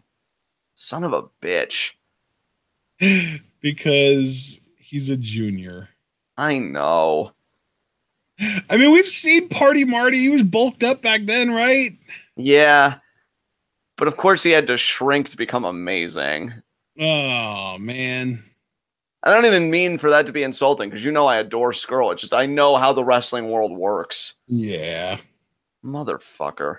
At least he's leading them out of the building, as he should, as the rightful leader. Fuck you, Cody. Imagine if the villain had Party Marty's body. Dude, unstoppable. All the championships. Screw 205 Live. He's coming for you, Brock Lesnar. Yeah. All right, I know you ran down the card earlier, but I always like to get a refresher. What's our next matchup here? Our next matchup is Chaos versus LIJ, but specifically YOSHI-HASHI and Will Ospreay versus Naito and Hiromu. Dude, Naito and Hiromu sounds like just the best fucking tag team. How do you beat a team like that? That seems really OP to me. Yeah, especially when, I mean, all due respect to Ospreay, because I love him. You're packing the heat of YOSHI-HASHI, who calls himself the Loose Explosion. Like, you're fucked, bruh. I don't know. If I'm going to have to deal with an explosion, I'd rather it be a tight one. Real nice and tight. Exactly. Oh, what's wrong, Hiromu? Did Daryl get stolen? Who hurt you? I love Hiromu. He's so good. He's too good for his own good. He really is. He's really shooting up my charts, man. If Ishii doesn't have any crazy standout moments between now and our next 5v5, Hiromu might be my number 2 in New Japan. Hey, brother, I don't blame you. And now, here's your number 1, though. Naito! And especially because on the February 10th show, Hiromu will be challenging Will Ospreay for the junior heavyweight title, one-on-one. That match is going to be fucking amazing. It is. I can't wait for it. It's going to be so good. Do you guys see what the junior heavyweight division is capable of when Kushida doesn't have to get involved? Without Kushida, yes! Like, let the other performers fucking breathe, you hack. Can't wait for that fucking match. I'm really curious too, because we've talked before, like in WWE's history, like I know you've kind of talked about like, oh, Shawn wasn't as big a draw as people thought he was, or Undertaker. Like, I'd be curious the kind of numbers that Kushida does for the junior heavyweight division, and like who the top junior is, what merch sells, you know, all those figures. I'd be very curious to know, because you know, maybe Kushida gets big returns because, you know, he's got the whole Back to the Future thing and he seems to have that likability with the audience. But man, I just think Hiromu and really everybody else is just leagues ahead of him there. Yeah, you know, I don't like Kushida, but if I found out that he was like one of the top 5 biggest draws in Japan, it wouldn't surprise me. It really wouldn't surprise me either. It would sicken me, but not surprise me. And there is a difference there. Kind of like what would happen if I would find out that Roman Reigns' name on a marquee would actually draw fans to it. That would gross me out, but it wouldn't surprise me. Exactly. It's the same with Kushida, except even worse, I think. God, I can't wait for Los Ingobernables to tear these guys apart. I mean, sorry, Will, but you really should have picked a better tag partner for this. Do these guys know Lisa? I don't know. Because they're tearing you apart, Lisa! Oh my God, A+. I did not know where you were going with that. I was so tentative, and look at you bringing it the fuck home. That was impressive. Proud of you. Oh, Kevin Kelly gets a fist bump. I'm so jelly. Why aren't we the English commentary team for this show? God damn it. Oh, God. Now you know how I feel about the existence of Ricky Mundo. That should be me. God damn it. I mean, at least you can say that he was inspired by you. I guess. I still haven't had that confirmed by anybody, though. I don't think we've ever directly asked anybody that could actually answer that question, though. I'm terrified, too. Why? Because you don't like... What would be scarier to you? The answer being yes or no? The answer being yes, because it's like, oh my God, that's how I'm perceived. I mean, talk about a complex generator waiting to happen.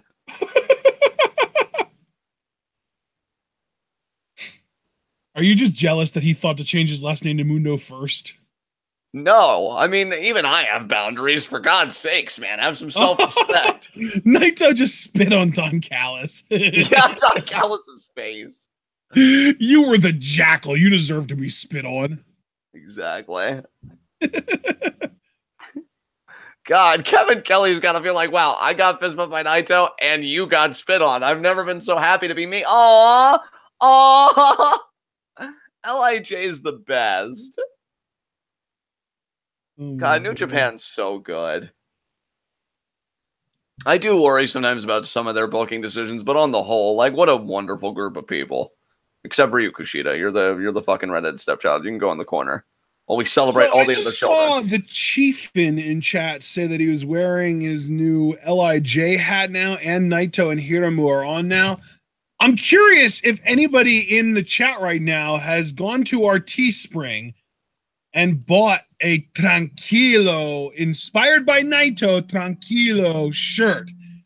It is available on our Teespring, and it's actually the top sort of ranked shirt available on the Teespring.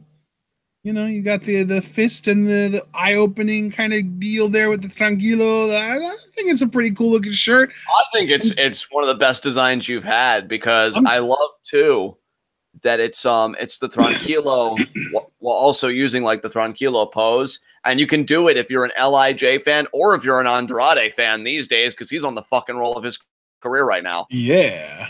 So, like, guys, if you're an Andrade fan, an LIJ fan, or just a fan of the philosophy of Tranquilo in general, that is the shirt for you. I'm dead serious. Like, it's a great freaking shirt. Tranquilo! Ospreay ain't feeling the Tranquilo, though. His sternum just ate guardrail. Oh, my God. The cane to the spine. God, I wish I could feel bad for you, Will. But it's like a staff. Yeah. I wish I could feel bad for you, Will, but I'm kind of a dickbag. I know. There's Makabe on commentary. Yeah, you are. Aw, love you too, bud. Now YOSHI-HASHI's back into the guardrail. Oh, man. Naito. I definitely don't feel bad for YOSHI-HASHI. Screw him. Yeah, right? Oh, is this restraint actually going to work? No, he's offering for commentary to earn him. Oh, just clubbed his back. Oh, going over the guardrail to get that staff again. What is happening? Okay, he got it. He lost his balance, so he ended up going all the way over. God, Naito is the stuff that GIFs are made of. Naito is the stuff that Amazing is made of because he is amazing. You're so right. And now Ospreay taking out Hiromu there. I can't wait for their one-on-one match. And I love, too, that Ospreay's in this spot right now. The guy's worked his fucking ass off, so it's nice that he actually gets to be the champion. Oh, man. Naito eating the guardrail as well.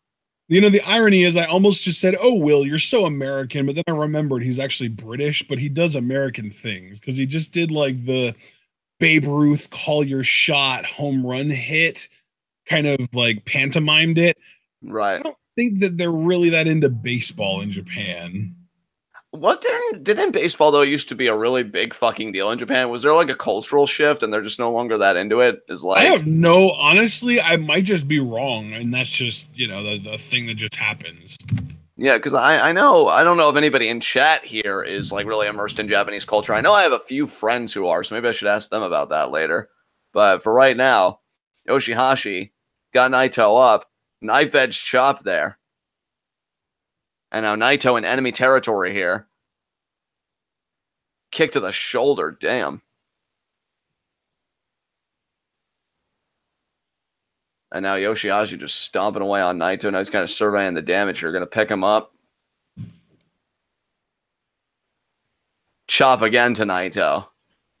Tag to Ospreay. And now what do we got here? Forearm. Ospreay and Naito mixing it up just feels so right. It really does. I really want Ospreay in G1, man. Yeah, absolutely. Naito just spitting on Ospreay. God, that's unsanitary. But now off the ropes. You know what? Apparently, baseball is a big deal in Japan. I just read that it's so popular in Japan that some Japanese people are surprised to hear that it's the national sport of the U.S. Yeah. Oh, dropkick by Hiromu, not giving a fuck about Will's pose. Oh, man, I love it. And I love it, Naito. Kill YOSHI-HASHI and just make this match entertaining. I know, right? Just to isolate Will, which, hey. Imagine if one of the actual entertaining guys that took on the scrubs of the Bullet Club was in this match instead of YOSHI-HASHI. I know, right? Imagine if it was Ospreay and Ishii or Ospreay and Yano versus Naito and Hiromu. That would be so. Dude, Ospreay and Ishii is a fucking team. Yes, please. Yeah, and then we got Ishii versus Naito. Who complains about that? Nobody. Exactly, man. Exactly. Yeah, let YOSHI-HASHI use his shitty butterfly lock to pin Yujiro or submit Yujiro. I don't give a shit. Yeah. Now Hiromu back in, and Hiromu's got to be loving this because this just all softens up Ospreay before his junior heavyweight championship opportunity. Another chop there. All the chops. Oh, and now he's pulling into the middle of the ring. Knee first into the mattress or into the mattress, into the apron. Hey, mattress wrestling is very dangerous. I should know. I did it for a number of years. And now, did you really? Wow, that is really dangerous. I mean, I feel like if a mattress could be made that was the size of a ring apron, like the 20 foot by 20 foot, it wouldn't be nearly as dangerous. But mattresses are small. I remember me and a friend of mine, we did a spot where we're like kind of like battling on top of like his dresser. And then he gets me in the rock bottom position and he rock bottoms me from the dresser to the mattress. Like I felt like my lungs were driven out of my damn chest because I was just so petrified.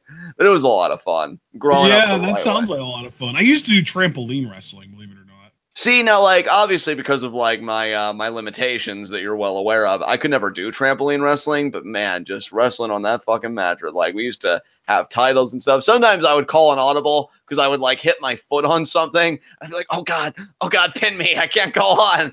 But it was a lot of fun. Oh, man. You would make for a good pro wrestler. You're willing to do the job. Yeah. And, nice kick by Ospreay to Naito. Naito may not be having a lot of fun right now. No, definitely not. Ospreay looking to tag back in YOSHI-HASHI. Yeah. So that he can contain the loose explosion in his pants and maybe set it in the ring instead. Back elbow. Another back elbow. Telling you, man, I'm all about that tight explosion. Ducks.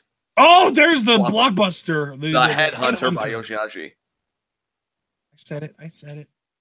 No, I was saying it more for me because I always call it a blockbuster first, but he does have a name, and I try and be as good about it as I can.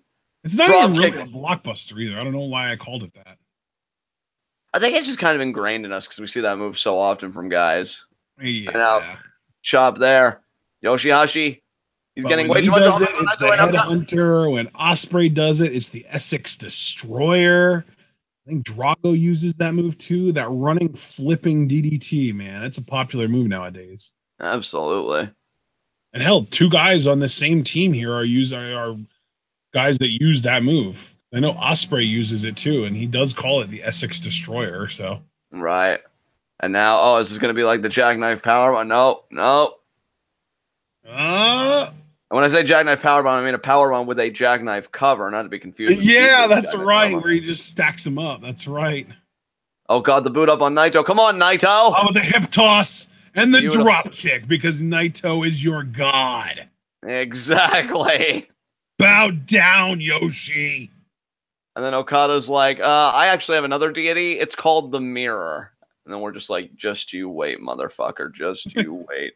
Don't make a believer out of you yet. Able to say that their deity is the Mirror is Naito. Yeah. Well, and Adam Cole and Johnny Mundo and maybe a few other people. Dude, Adam Cole's Royal Rumble fallout, he's so right about everything. I super kicked there by YOSHI-HASHI. We didn't just come here to take over NXT. We're here for everything. Raw, SmackDown, you name it, we want it. You know, I was listening to Adam Cole, but I won't admit, and I'm comfortable enough in my masculinity to admit, I got lost in those eyes, man. I'm like, you're so beautiful, Adam. He does have very warm, welcoming eyes, doesn't he? He does. Oh, my God. Shoot kick there by Ospreay. Ospreay with the shoot kick, but now going to go into the corner, going for an uppercut, and he got it. Oh, and the leg drip. So smart, so smooth. And the face wash drop kick missed. Oh, Hiromu got the foot. Oh, Ospreay with the enziguri. Ospreay off the ropes. 619 on the face over the top rope. Yeah, oh my God, that's a high tiger feint kick there by Ospreay. Now Ospreay going to springboard. More like a higher feint kick. You know what? I'll give it to you. Just barely, but I'll give it to you. Yes. Because I want to encourage this. Clearly, that was not as good as they're killing the whole you Lisa man earlier, but yeah, I'll take credit for whatever I can get credit for. There's the face wash, the drop kick face wash. I love it. Beautiful by Ospreay. Yeah, I just want to encourage it because you're absolutely precious and just like moonsault. Oh, corkscrew! Oh my God, corkscrew moonsault senton. Are you kidding me? Because Ospreay, he saw Ibushi earlier and he's like, "Oh, if you got a 9 out of 10 on the scorecard, I want a 10 out of 10." And I think I'll give it to you, Will. I'm feeling generous today. That was incredible. God, he's ridiculous, man. And do you notice that neither guy right now is the thing about Ospreay too that sets him apart from a guy like Ricochet is that he has a taller frame. I think Ospreay is like 6'2" or 6'3". He is a taller guy. So if he ever really dedicated himself to the weight room and wanted to bulk up, he could get out of the cruiserweight like classification easily. Yeah, absolutely, dude. Because, like, he could very easily be, like, a really fit, like, Johnny Mundo-sized 6'3", 215, 220, 225, and not have any kind of problem carrying that weight. He might not be quite as flexible as he is now with extra weight on him, but still, like, he's got that in his range of outcomes. Oh, and there's the enziguri from Naito. This really does feel just right, doesn't it? It really does. And dude, what's so amazing as we got a leg hook here and Ospreay kicks out, what's so amazing to me, particularly in the New Japan system, when you see guys go from junior heavyweight to heavyweight, I once said, which obviously that's why, now YOSHI-HASHI coming in, that's why pro wrestling is a different entity from amateur wrestling. When guys really move up in a weight class, they lose some of their ability. But I love that the junior heavyweights, they retain their athleticism. They retain their quickness, and it makes them so fucking fun to watch. And it's because everything is relative. Somebody that's impressively athletic relative to the junior division can put on weight and lose some of that athleticism and still be impressively athletic relative to the heavyweight division. Right. Now, if they put on that weight and then wrestled other juniors, they wouldn't be as impressively athletic against the juniors, But if they're primarily going to be facing the heavyweight, oh my God, wow, Jesus. Oh, Naito. And the deadlift German. Ospreay, you animal. Can you imagine how it would make Oh, and Ospreay's there's fucking this, spinning the 360 kick to the back of the head. Oh my, is he about to do this? What the fuck? Not if Hiromu has anything to say about it. Oh, Naito got rid of the ref, the low blow, the super kick, the jackknife. That's going to do it, isn't it? There he it got is. It. That worked. They are a great fucking tag team. Yes. They're so good. And thank you. Speaking of so good, by the way, we've been praising Will Ospreay so much. And you mentioned how beautiful it was that Hangman Page was only 26 years old earlier. Ospreay, 24. Oh my God. Yeah. And I was wrong when I said he was 6'2 or 6'3. He is only 6'1, but still 6'1's tall, man. Like, that's John Cena height. Yeah, man. That's like CM Punk height. Like, WWE has had top stars at 6'1 before. I'm pretty sure that's around Austin's height, too. God, I just love that Will, and by the way, Will, thank you for not being fucking OP and actually eating the pin after a sequence like that. And now, wait a minute here. YOSHI-HASHI having beef here with Naito. What the fuck? Oh, fuck off, Yoshi. You suck. And now Hiromu attacking him just like he deserves, but he's still pursuing him. What the fuck? What is that even about? What? And now Hiromu getting some. YOSHI-HASHI is like a bull in a china shop. He's just going everywhere, doing everything. Yeah, what the hell? Are they? Get him, Oka! Get him, Oka! Pull him off of him, Oka! You got this. You're so strong. Channel your inner Ishii strength. YOSHI-HASHI's trying to gouge the eyes out of Naito. What the shit? I don't know, dude. I don't even know. Oh god, this is gross. Is this like gang affiliation? Like he's repping Okada in Chaos and just like trying to get revenge for Naito disrespecting Okada in their match or something? Maybe. I don't fucking know. YOSHI-HASHI, man, fuck off, YOSHI-HASHI. Nobody cares about you. Naito has got to like go and shower the stink off Naito, now. Yeah, beat him up. Oh, now YOSHI-HASHI though following suit. Chop there. Oh, God. We're really doing this. Yeah, this is different. I love Naito just going up on top of the guardrail while it's on the. What happened to the feud that Naito was supposed to have with Chris Jericho? Like, is that no longer? I don't know if we're gonna get follow up on that for another month or 3. Wow. So this is what Naito's got to do in the meantime. Man, it is a long fucking road to Dominion. Yeah.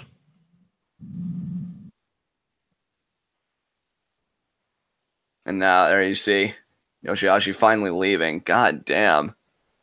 It's about fucking time. Jesus Christ.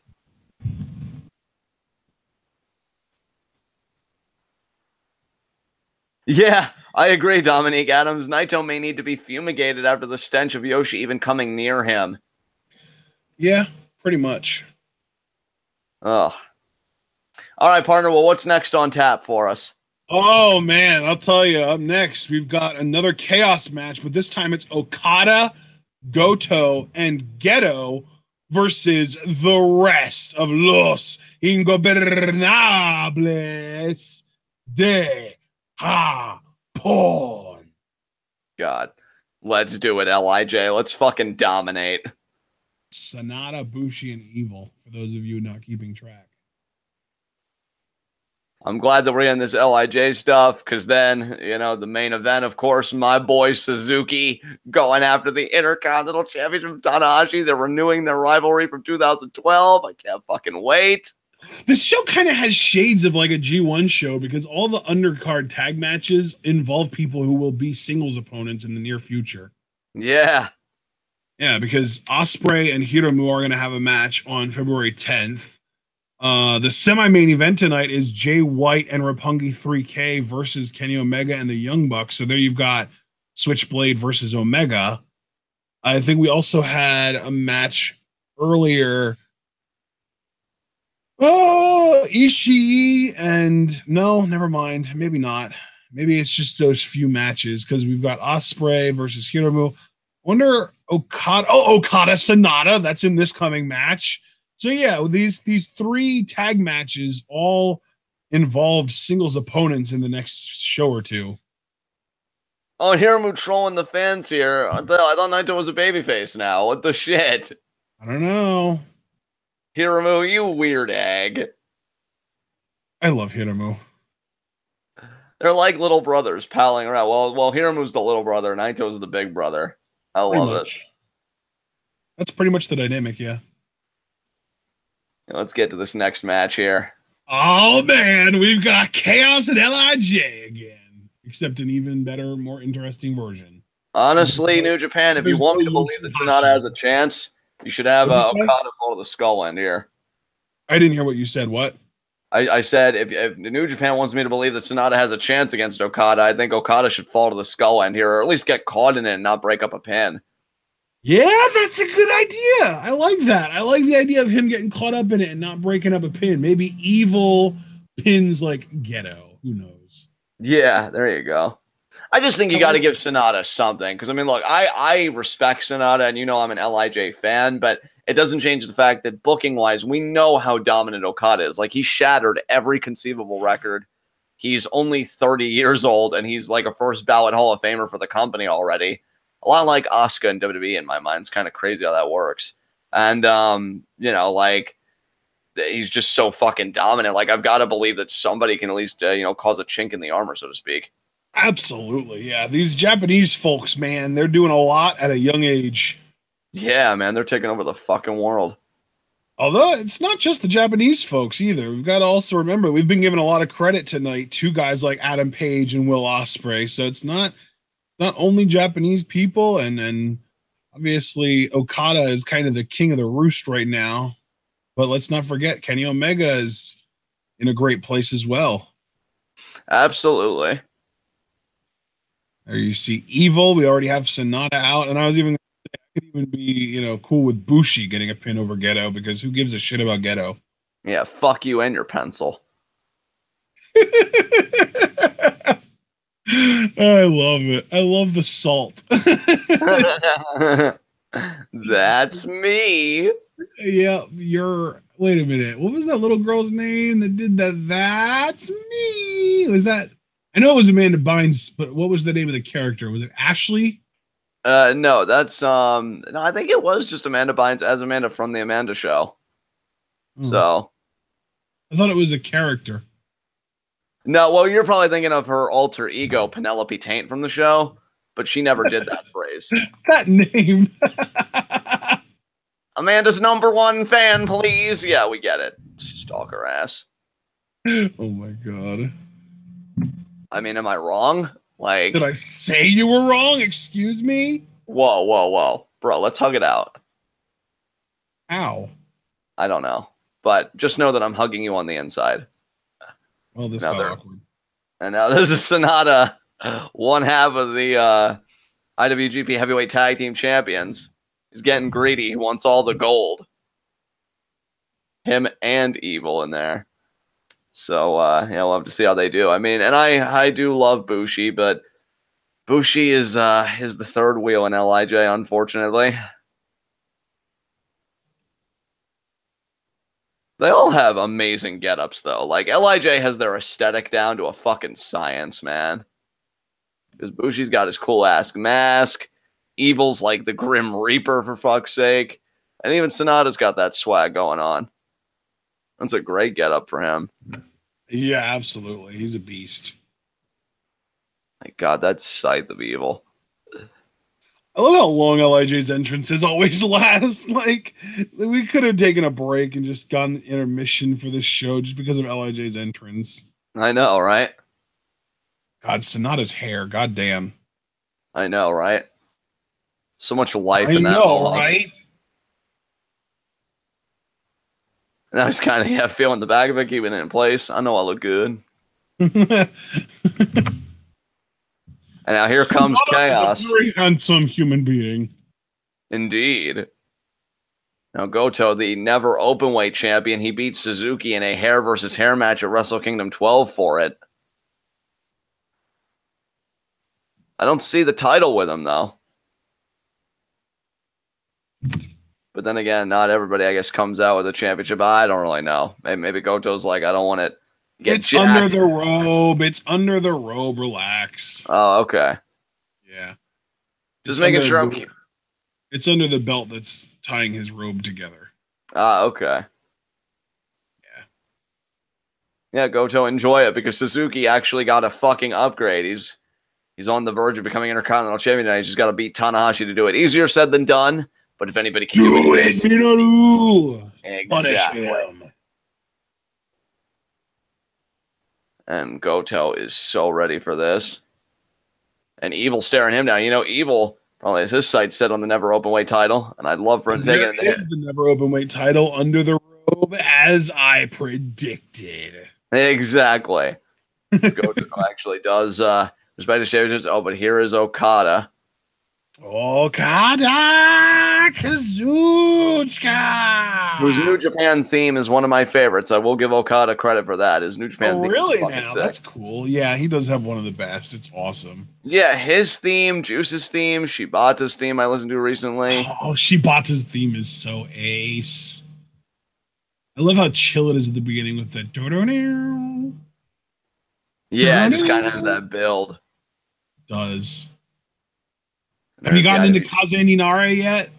No, I'd still give it time though. I'm sure it'll happen. Hey, if Suzuki wins tonight, if Suzuki wins tonight, I'll probably sing it with you people. So hey, there we go. That's what I'm talking about. That's don't hold me to it, of course, because then that'll be awkward. But I am thinking about it. Wait, what? I said, don't hold me to it, of course, but I am thinking about it, and that alone is impressive. Well, I'll have to remember not to hold you to it. There you go. That seems like the best way of getting you to do it is just not, being a dick about it. Exactly. I don't want one of those awkward exchanges. Why aren't you singing? And then I'm like, so. Because you asked me to. Yeah, exactly. I do what I want. God, you're such an edgy teenager. Grow up. Don't you tell me what I am. Oh, God. the quarter life crisis. I know, right? Ghetto looking like a proud papa. My pencil made him. Wait, which pencil? Wow. The one made out of wood or the one made out of wood? Oh, my God, you cheese ball. I love it, though. I love it. Chaos is going to love it, though, because they got a hurting coming their way, courtesy of Los Ingobernables de Japon. I'll take the A and sound like a sheep. You take the R and you sound like a boss. I was thinking, can you not trill your R's? Is that why you did that? No, I cannot. So I leave it to the professionals. Oh, that's great. At least I'm self-aware enough, though, to know my limitations. You can just say Los Ingobe, and then I'll do brrr, and then you can sing Nables. Yeah, I've got to remember, though, for WrestleMania, I called dibs on Nakamura, like the Japanese imitation entrance, because that I think I do well. So. Oh, yeah, you definitely do. I'm kind of surprised you didn't jump on that last night, but I guess you just wanted me to have my moment, right? Yeah, I wanted you to have your moment, but WrestleMania, I definitely want to get the pipes ready. Yeah, because I'll have my moment next Wrestle Kingdom with Naito. Yeah, that's right, buddy. That's right, you will. And more importantly, I think I'll have my moment at Dominion with Naito. Yeah, when Okada finally learns that you can drop a title. Look at Okada's face. What, you mean it's not permanently? Guys, come on, make sure he doesn't touch the goods. Like, Okada's been heavyweight champion for so long, and I know this gets said often about long-standing champions, but, I will legitimately be shocked the first couple shows when he comes out and it's not around his waist. Dude, tell me about it. Yeah, he has become he's almost as unanimous with that IWGP World title as John Cena was with the spinner belt. I know, right? And I love the aesthetic of the IWGP Heavyweight Championship, but I really have come to associate it with Okada. It's crazy.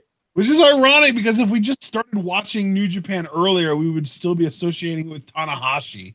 I know, right? And if we started watching earlier than that, we would have just been associating with Muta, or going further back, Kenta, Kobayashi. Yeah. Maybe even going back further than that, Inoki. Oh, come really, on, Geto? You suck, man. God, he is such a little bitch. His beard even sucks. I kind of want to go back in time with you and bully him when he was a child. Really give him a complex. Maybe that's how he got so creative, because it's something we've already done. I know, right? Oh no, this never works. Oh well, Goto stopped anyway. I can forgive that. That's a better way to do it. Let's remember, guys, time is a flat circle. Exactly. Okada and Goto. Really? God, I hate that he. Oh, Senton. Oh my God, you've got to be kidding me! The cheese.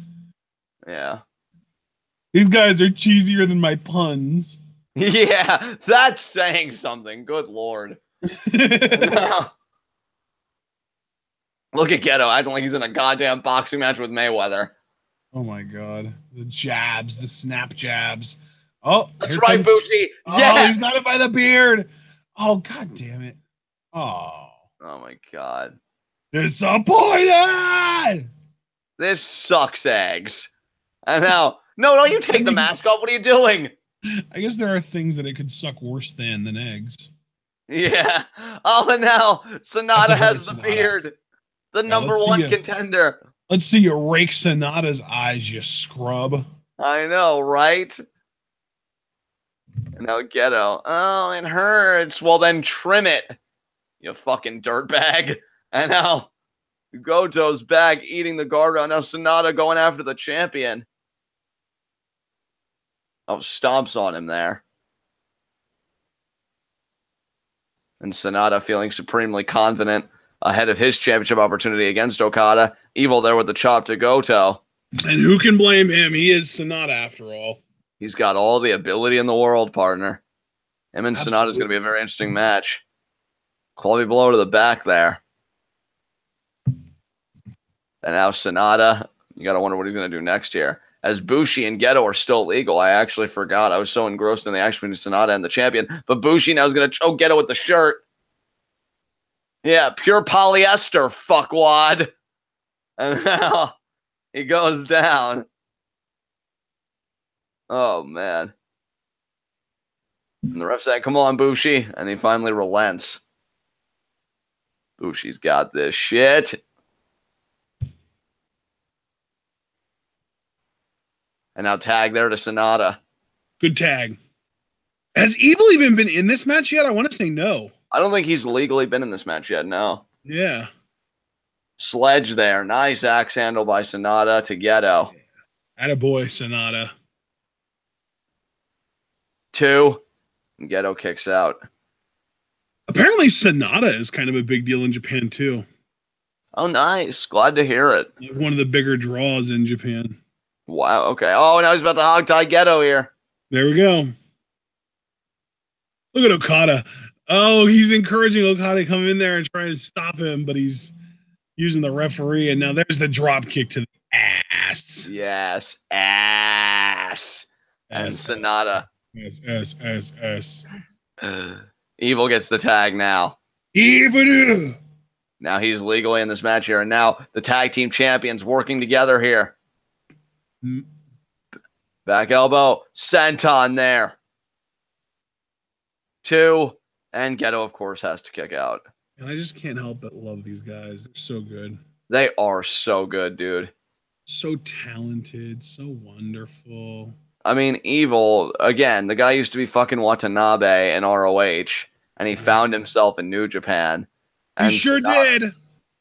And SANADA used to be a fucking X Division champion in TNA, but I feel like they did fuck all with him.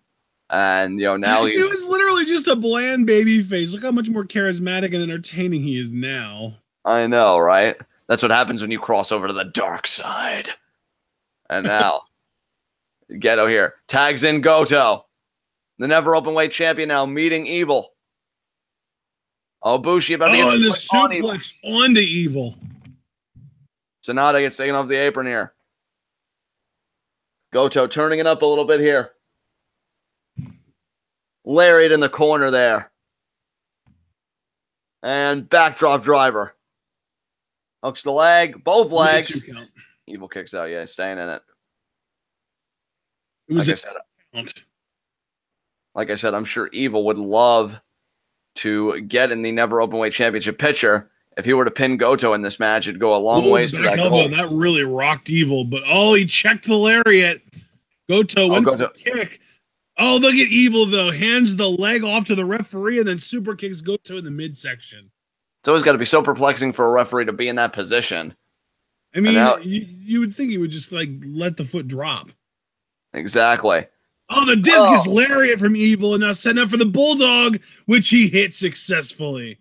Man, Evil's just cooking on another level right now, too. Two count. Goto kicks out. Of course he does. What do you expect? Yeah. And now SANADA gets tag team champions working beautifully together. Oh, and now Okada taking off the apron. Yeah, he deserved it. Yeah, he did. Little bitch bag thinks he can retain the Wrestle Kingdom. I'll show you. And now, overhand chops there from Goto. SANADA going to shoot Goto off the ropes. Goto reverses. Oh, Goto follows through. There's the lariat. Great follow-through lariat there by Goto. And now Okada wants to tag. We get a little preview here. Too. Okada SANADA. This is what we've been waiting to see. This is going to be a preview before their title match here. Forearms. From Okada. Now Okada off the ropes. Back elbow. Beautifully done back elbow there. I just can't hate Okada. No matter how OP he is, no matter how many matches he wins, no matter how long his title reign goes on for, there are going to be rare occasions that I root against him based on his opponent, but I just can't hate him. I can't hate him either, man. I mean, his athleticism is undeniable. And not just his athleticism, but just his overall talent and work rate and all that stuff. Absolutely. I mean, the guy has it put together. That's why he is the new ace of New Japan. He's going for the reverse neck breaker, but SANADA's fighting out. He got out of it. Oh, but it's Okada there with the forearm. SANADA's going to do the double leapfrog into the drop kick, baby.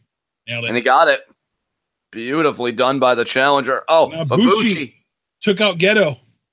Oh, skull end. Skull end. Oh, but Okada got out of it. There's the kick to this midsection again. Okada shoots him into the ropes. He misses the drop kick, and now SANADA with the skull end. I like the urgency with the skull end. I would like him to repeat this in their title match. There's an arm drag from Okada. Uppercut from Okada. Lariat missed by SANADA. Okada wants a rainmaker, but no. SANADA backdrop driver. Beautifully done. Got to appreciate that for sure. And now I'm guessing these guys will want to tag out here. Backdrop driver too. Very, very like technically precise. Well, not only technically precise, I like the elevation that SANADA got on it as well. Yeah, definitely. And now SANADA is going to want to tag out here. I'm guessing maybe back to Evil. And Evil now, you see him kind of giving. Oh wait, Bushi. He wants the lung blower. Oh, drop kick to a wheelbarrow or to a windmill into.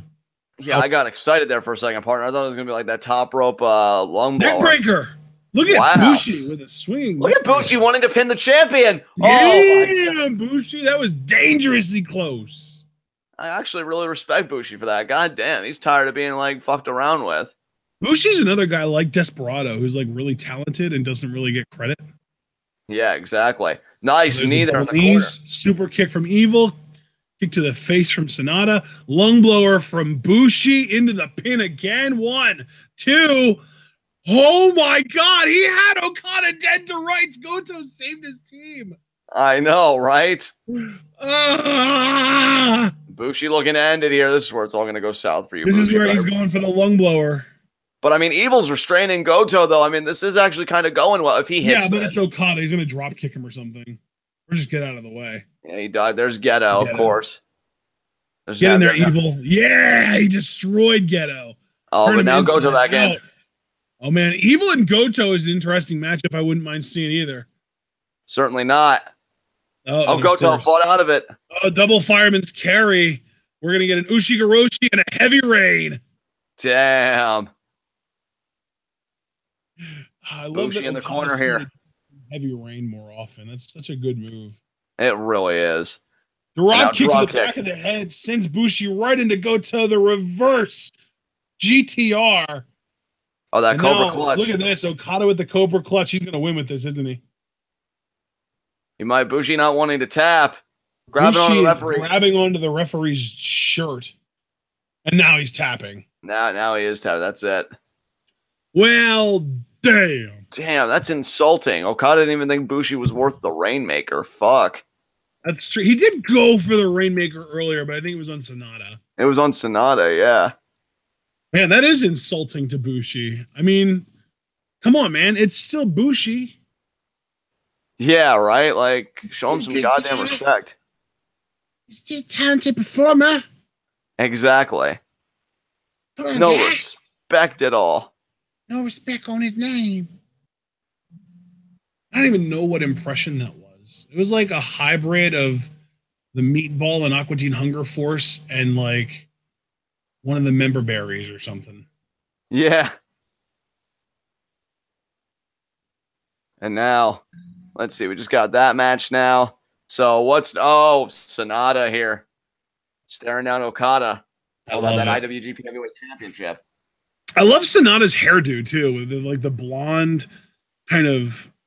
Not even just tips, but mostly blonde hair. But then the whole rest of his hair on his head is black. Yeah. Not black, but dark brown. And Okada kind of talking shit. Wow, Okada gonna talk some shit. That's hilarious. Man, Okada has to feel like he's on top of the fucking world right now. Like, just can't be denied at this point. Until February 10th when SANADA proves that maybe Naito isn't the best member of LIJ. Oh, I mean, you never know, partner. Hell, bigger upsets have happened. And, you know, SANADA, I've already said after all, Honma defeated Ishii in a G1 Climax match. Exactly. Never forget. Hashtag never forget. And now SANADA's saying, like, oh, did I hear you right? And now SANADA coming back into the ring. Damn. SANADA's like, oh, was that a challenge, son? Ah! You're not worth his words, Okada.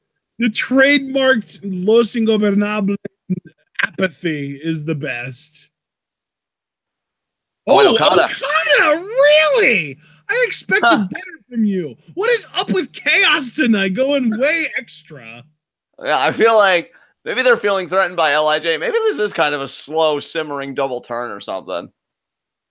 Or like Chaos. Naito, yeah, definitely. Where like Chaos becomes a heel faction and LIJ becomes a face faction.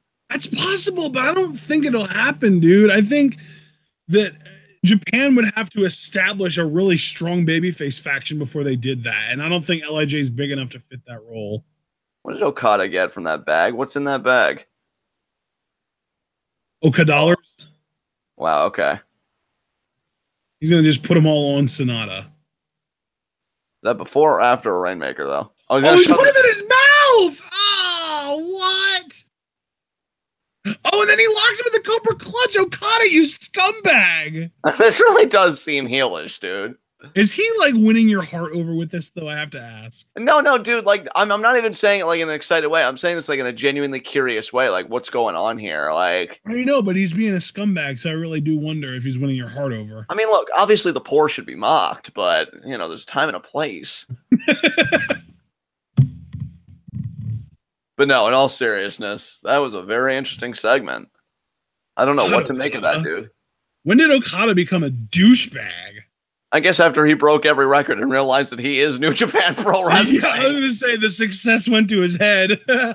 It's like, wait a minute, New Japan can't survive without me. So one person can be bigger than a wrestling promotion. Oh, God. Don't tell that to Vince. Yeah, I'll have a heart attack. Maybe I should tell it to Vince, and he can finally die. Oh, that's a great point. When are we going to find him? Yeah, I know, right? Dude, if the XFL fails, I can't wait to harass his Twitter account that isn't even run by him, but by some poor schmuck. Now SANADA being helped to the back here. Wow, that was... Are they trying to make SANADA sympathetic before this time? Because, dude, here's my thing, right? It goes back to what I said to you, like, when entrances were being made. Like, New Japan has to know. I mean, you know how much I love the promotion. I know you love it, too. But I would hope, right, that they'd have the self-awareness to know that we've booked Okada to look so strong. Like, anybody we put in front of him that isn't a Naito or the occasional Suzuki match or whatever, like, Okada's the favorite. Hell, even in the Naito and Suzuki matchup, I think you've even still got to consider Okada on some level the favorite. So how do we work with that? And so, yeah, making him heel it up and be a fucking dick, like, that just seems like a natural progression to me, because then you're like, oh, I can't really root for a guy that's already won everything and is going to win everything. Let me get behind a guy like SANADA that actually had the conviction to go to the champion and challenge him. Like, I really hope that's a story they're telling. I doubt it, but I hope it is, because I do think New Japan, for as much as I love them, their booking has made them hit a wall where any challenger they put in front of Okada, again, that isn't a Naito or somebody of that caliber, I immediately cast in the underdog role, and I cast with suspicion that they can't win. So we'll see, but yeah, just very interesting development here. A new beginning in Sapporo as we move on to our semi-main event. The thing is, regardless of whether they're a face or a heel, the champion of a promotion like this should always make it a goal of theirs to want people to want to see them lose the title. Right, yeah, I agree. Like, even if you're the babyface champion, you should be still trying to get people to want to see you drop the title, because that's how you get people to buy tickets. Exactly. Just by having, like, selling the threat of, oh man, I might have not been able to outrun this challenge on this particular time. Yeah. And there is more people buy tickets to see title changes than people buy tickets to see title retention. Right.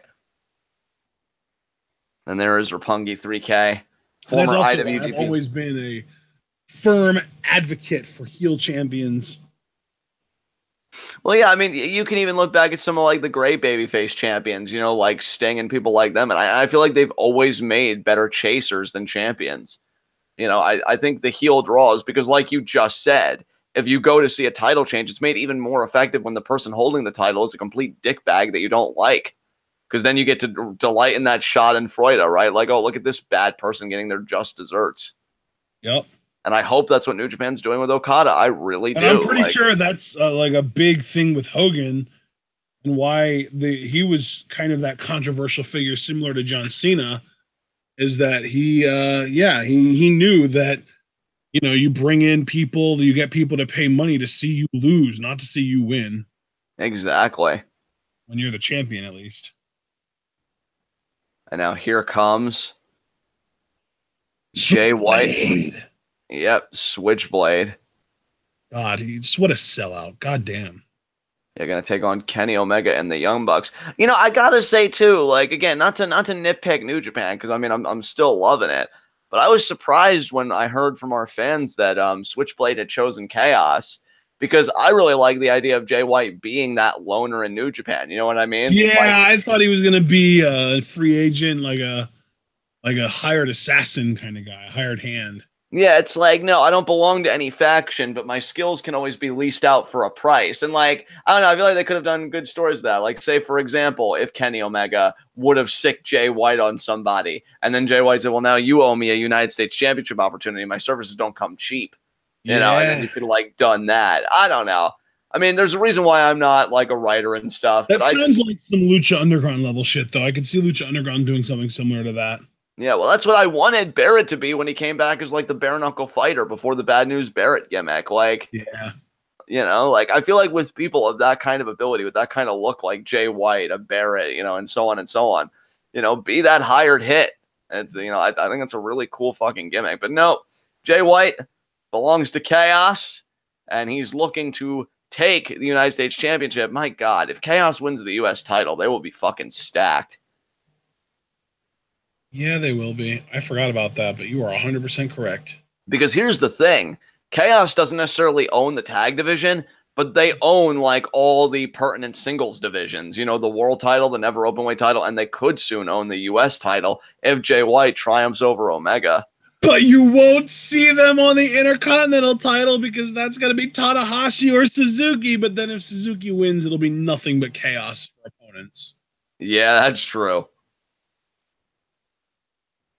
And now, yeah, here come the challengers here. We've got the Elite. Ah, yes! Omega. Jay White staring him down. He is so champion? ready. Why does it say World Heavyweight Champion on your Titantron? I guess Kenny made it prematurely. He's the United States Champion. There is the original Bullet Club t-shirt. The one and only that you can You can always, create similar sort of duplicates, but you can never truly recreate the Bullet Club t-shirt. Yeah, that is so true. You can duplicate, but you can't recreate. Exactly. And now Kenny Omega here. Duping it up, baby. Just duping it, and duping it up. Young Bucks looking revved up there. Once again, the IWGP Junior Heavyweight Tag Team Champions. Very disappointed that Roppongi 3K couldn't retain at Wrestle Kingdom, but yeah, I know we weren't surprised. We weren't surprised, but I know you were quite disappointed when that happened. Oh, I adore Roppongi 3K. And they were your Tag Team of the Year 2017, weren't they? Yeah, I mean, they came on the scene and in their debut became Junior Heavyweight Tag Team Champions. And, I just think they've got such a bright future ahead of them as a tag team. They could be really one of the great New Japan Junior Heavyweight Tag Teams at my estimation. Without a doubt. But the Young Bucks do stand in their way. And the Young Bucks, I mean, my God, been champions everywhere they've gone. Usually multi-time because they, hot shot and drop the titles and get them back a lot. Absolutely. And it's going to be interesting to see the synergy of the Elite. Because, Kenny Omega seems more invested in the Elite than he is in the Bullet Club, which has been a long-standing criticism. Yeah, that's true. Kenny I have to wonder if Kenny would get outed as the leader of the Bullet Club. Would the Young Bucks follow him? Would Marty follow him? Who would follow him? Or would it all just be everyone staying in the Bullet Club and he'd be out on his own? I would hope that the Young Bucks, given the friendship that they share with Omega, would stand by him. But I also thought they'd stand by AJ Styles when he was excommunicated, and that didn't happen. Oh, God. Jay White just looks like such a douchey emo kid. It's sad. And now, yeah, we got Omega. I was really rooting for him. I really wanted him to be like a big deal, but it seems like they're relegating him already. Oh, wow. So the bloom's off the rose for you? I don't know. Depends on how things go on Thursday. Well, Omega here, looking to make a statement early. There's Yohei Komatsu and Jay White. Show behind. These guys. Gotta love these guys. Yohei or Yo. And then Sho Tanaka, just known as Sho. Sho with the gold hair. Switchblade. And there's Switchblade in the back there. We gotta wonder who that's such a cool name. It is, man. I love it. Kenny Omega. Oh, but Switchblade going after everyone. By the way, did you notice Switchblade actually does have a similar hair color to what Kenny had when he first debuted in New Japan as the cleaner? Yeah, that's true. He's got the black with the silver going on. I know. Kenny Omega and Jay White there. Chop. God, Omega is so animated. It's great. It really is. Oh, man, that uppercut. Kenny Omega feeling like he just got shot in the chest. Oh, off the ropes. No, off the ropes again. Big boot from Omega. What a boot by Omega there. Oh, and now Roppongi 3K here. Going after Omega. Sho and Yo working together here. Wow. Over Matt Jackson. So smooth. And now the Young Bucks with the kicks to the gut. And now the double drop kick from Nick after a catapult from Matt. Young Bucks are on fire right now. Now they've got Sho. Send him off the ropes.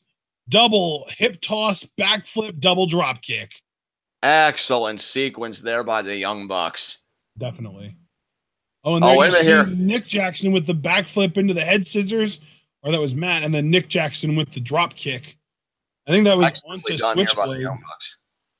Now Matt up and over. Nick runs in. I think I keep getting these guys' names backwards. I think you do too. It's kind of throwing me off a little bit, but now Matt Jackson. Nick is. I need to remember. Nick is the one with the headband. I'm used to Matt wearing a headband, and Nick is the one with the headband now. Yeah, I've always remembered Matt because he has dark hair like Matt Hardy, so I always kind of make that connection. Then Nick is just the other one. See, and to me, the identifying trait on Matt Jackson is the gigantic mutton chops. Yeah, that's a fair point. Those sideburns, though. Now these guys ready. An all-out assault here on Jay White and Roppongi 3K. Oh, and Jay White grabbing Omega. Long. You took too long, boys. You got caught. And now Roppongi 3K here. Oh, man. Jay White is just dominating on the outside right now. He took out all three guys. Now, is he going to hold the Bucks long enough? No, he's just going to let Sho and Yo do their things, which they Jay White knows that succeeded when you hold. Jay White knows when you hold people in place, you usually end up eating some of the offense. So he's like, no, I'm just going to back up and watch this. which worked out really well to their favor. Roppongi 3K and Jay White working so well together. What an uppercut to Omega. Backdrop driver here. What a snap on that. Woo! Jay White here, I'll tell you what. Damn, Jayski. He is looking to become U.S. champion. I'll say. Yeah, man. Now choking Omega there with the boot. Oh, stomped him there. Kenny Omega, Bullet Club for life on the shoulder part of his shirt. He may not have much of a life left if Jay White has anything to say about it. Another chop there. Forearm to the face. And Switchblade looking to make a statement here tonight. Sho wants the tag. Jay White opting not to. That's interesting. I mean, I thought that these guys had good synergy, but Jay White, I think, is so focused, so transfixed on Omega, he's not going to bother. And now chopped there by Omega. Jay White failing to capture Tanahashi's Intercontinental title at Wrestle Kingdom. Now looking to take it to Omega. Jay White capitalizes their shot to the back. And now showing you double super kicks there. Nicely done to Omega. And now Sho wants the tag again. Wow, this tag, the psychology, the strategy here from Chaos is really showing up. But you can see that Jay White, even though he's a part of Chaos, still not much of a team player. I mean, he was hesitant to tag in Sho there, and then he drops off the apron, I guess, to kind of do his own thing. Drop toe hold, nice drop kick to the face. Oh, and there you saw Sho and Yo clearing the Young Bucks off the apron to prevent Kenny from getting a tag. Jay White just kind of taunting Omega. Yeah, Jay White, I'd tell you, he really is just kind of got his own vibe. Doesn't really care about anything else. Chop there to Sho, and now Yo and Sho going after Kenny Omega here. Kenny half in, half out. His body kind of leaning outside the ropes there. What do they I've think? got Omega's arms. Sent him on an Irish whip. Oh, he went between the two of them and slid behind him. Drop kick. I think Kotaru Crusher double. Crusher. To Roppongi 3K. Oh man, that was interesting. Now Kenny Omega is going to look to make a tag, I would assume, to one of the Young Bucks. And really, I think they would both be equally fresh, but it seems like Nick's going to take the tag, and he does. Nick there, springboard drop kick. And now, Yo getting kicked in the head. Sho getting kicked in the gut. Back elbow there to Yo. Sho, what a kick to the head there to Sho. Yo, knee to the face. Sho, lariat there. Yo gets the bulldog. And Nick is feeling it here. He is taking it to Roppongi 3K. Oh, and now Matt gets the tag. Matt going to go after Sho. Nick has got They're going to clang heads? No, reversed. Matt and Nick, arm in arm, do-si-do, drop kicks from the Jacksons, from the Young Bucks. Nice. Remember Generation Me? Christ. Yeah. Crossbody there. And now Matt Jackson and Nick. Oh, he helped him to do a sliced bread number 2. And there's a Shining Wizard. Matt going for the pin immediately. 2. And Sho kicks out. Sho kicking out there, staying alive in this match. You know Roppongi 3K would love to pin one of the Young Bucks and get back in the title hunt. Of course, the Young Bucks beating Roppongi 3K for those titles at Wrestle Kingdom 12. Sho moves out of Matt's piledriver attempt. And now, almost went into Nick. And they hug it out. That's, I guess, sweet. Too Sho sweet. with the go behind. Matt with the standing switch. Sho with the standing switch. Sho sends Matt in the Nick. German suplex from Sho. He kept it latched. Second German. He's keeping it in. Third, no. Matt back elbow. 3. And now he makes the tag to Omega. This is huge for them. Omega goes for Sho. Sho with the German on Omega. Sho with the second German on Omega. Matt Jackson reversed the third one. Is Omega going to be able to as well? Yes. Standing switch. Snapdragon. What a Snapdragon there. And another one to Yo. But Jay White's going to get one. Switchblade. Are we going to get a Snapdragon on Switchblade? No. Back elbow Switchblade. Wow. Missed. Omega Dragon suplex. Another Snapdragon. 3 Snapdragons, and Kenny Omega has come unglued here. Yeah. Who needs, move variation when you just fire off the same thing on all 3 guys? Well, I'll tell you what, it was effective. And now Sho's by himself. It could be a triple super kick. And there it is. Yep. It might be Is that going to be it? here. No. Switchblade breaks things up. Yeah, Switchblade making the save. And now, Nick and Matt here. Oh, I think that was Nick doing the dive on a Roppongi 3K there on Yo specifically. And now Matt's alone with Sho. Yep. Oh, could be the power bomb here. He's thinking power bomb onto the boots, and he got it. There's the tag into Nick. What's Matt going to do here? He's going to get Sho up in position for the senton, right? Across the middle rope. Yep. Front flip senton, and now Nick goes for the pin. 2. Nope, only a 2 and count. Sho kicks out. Sho is resilient. And Nick looking frustrated. It's nice to see all these guys at 100% as well. You know that they had a lot of back problems coming out of Wrestle Kingdom and in a New Year's Dash. Yeah, that was interesting. And now it could be a super kick. Sho caught it. Could be a German. Oh, landed on his feet did Nick. Nick double leg takedown. I believe Sho was one of the 2 that had the bad back, wasn't he? Or was it Yo? I think it was Yo, but now I guess it's going to be Sho's turn. Yeah. Sho, though, I mean, such strength from Sho. And I mean, if he didn't have a bad back prior to this, he's about to. Oh, wait, Jay White kicked him off. Can he make the save? Just kicks Nick, yeah. And he does. Omega goes for the knee, but no. Jay White, forearm. Matt Jackson in, spear. What a spear there by Matt Jackson. No. Oh, I think we're going to get a Roppongi 3K double team here. Double knees. Double jumping knees. Nick goes for the swing, wildly misses. Lung blower. The lung blower into the shoot, the Busaiku knee kick, kind of. Oh, wait. Are they about to hit their double team here on Nick? They do. DDT. No. Counter. Nick Jackson with the DDT. Kenny Omega with the V trigger on the show. What a V trigger there. Eagle, but he's about to tag in Omega. Now in comes Omega. He wants the crowd to really get into this right now. He's going after Sho. Sho needs desperately to make a tag to Jay White right now. Absolutely, because I feel like Jay White has had Kenny Omega expertly scouted in this match. He has. And now could be a V trigger here. Omega the decapitator. There it is. Oh, my God. That might do it there. He's going to go for another one? I think he might go for I think he's thinking about One Winged Angel, brother, because I think Sho's absolutely defenseless. Yep, you're right. He's going for the One Winged Angel. He's going to get it, too. Oh, wait, Sho, he's squirming.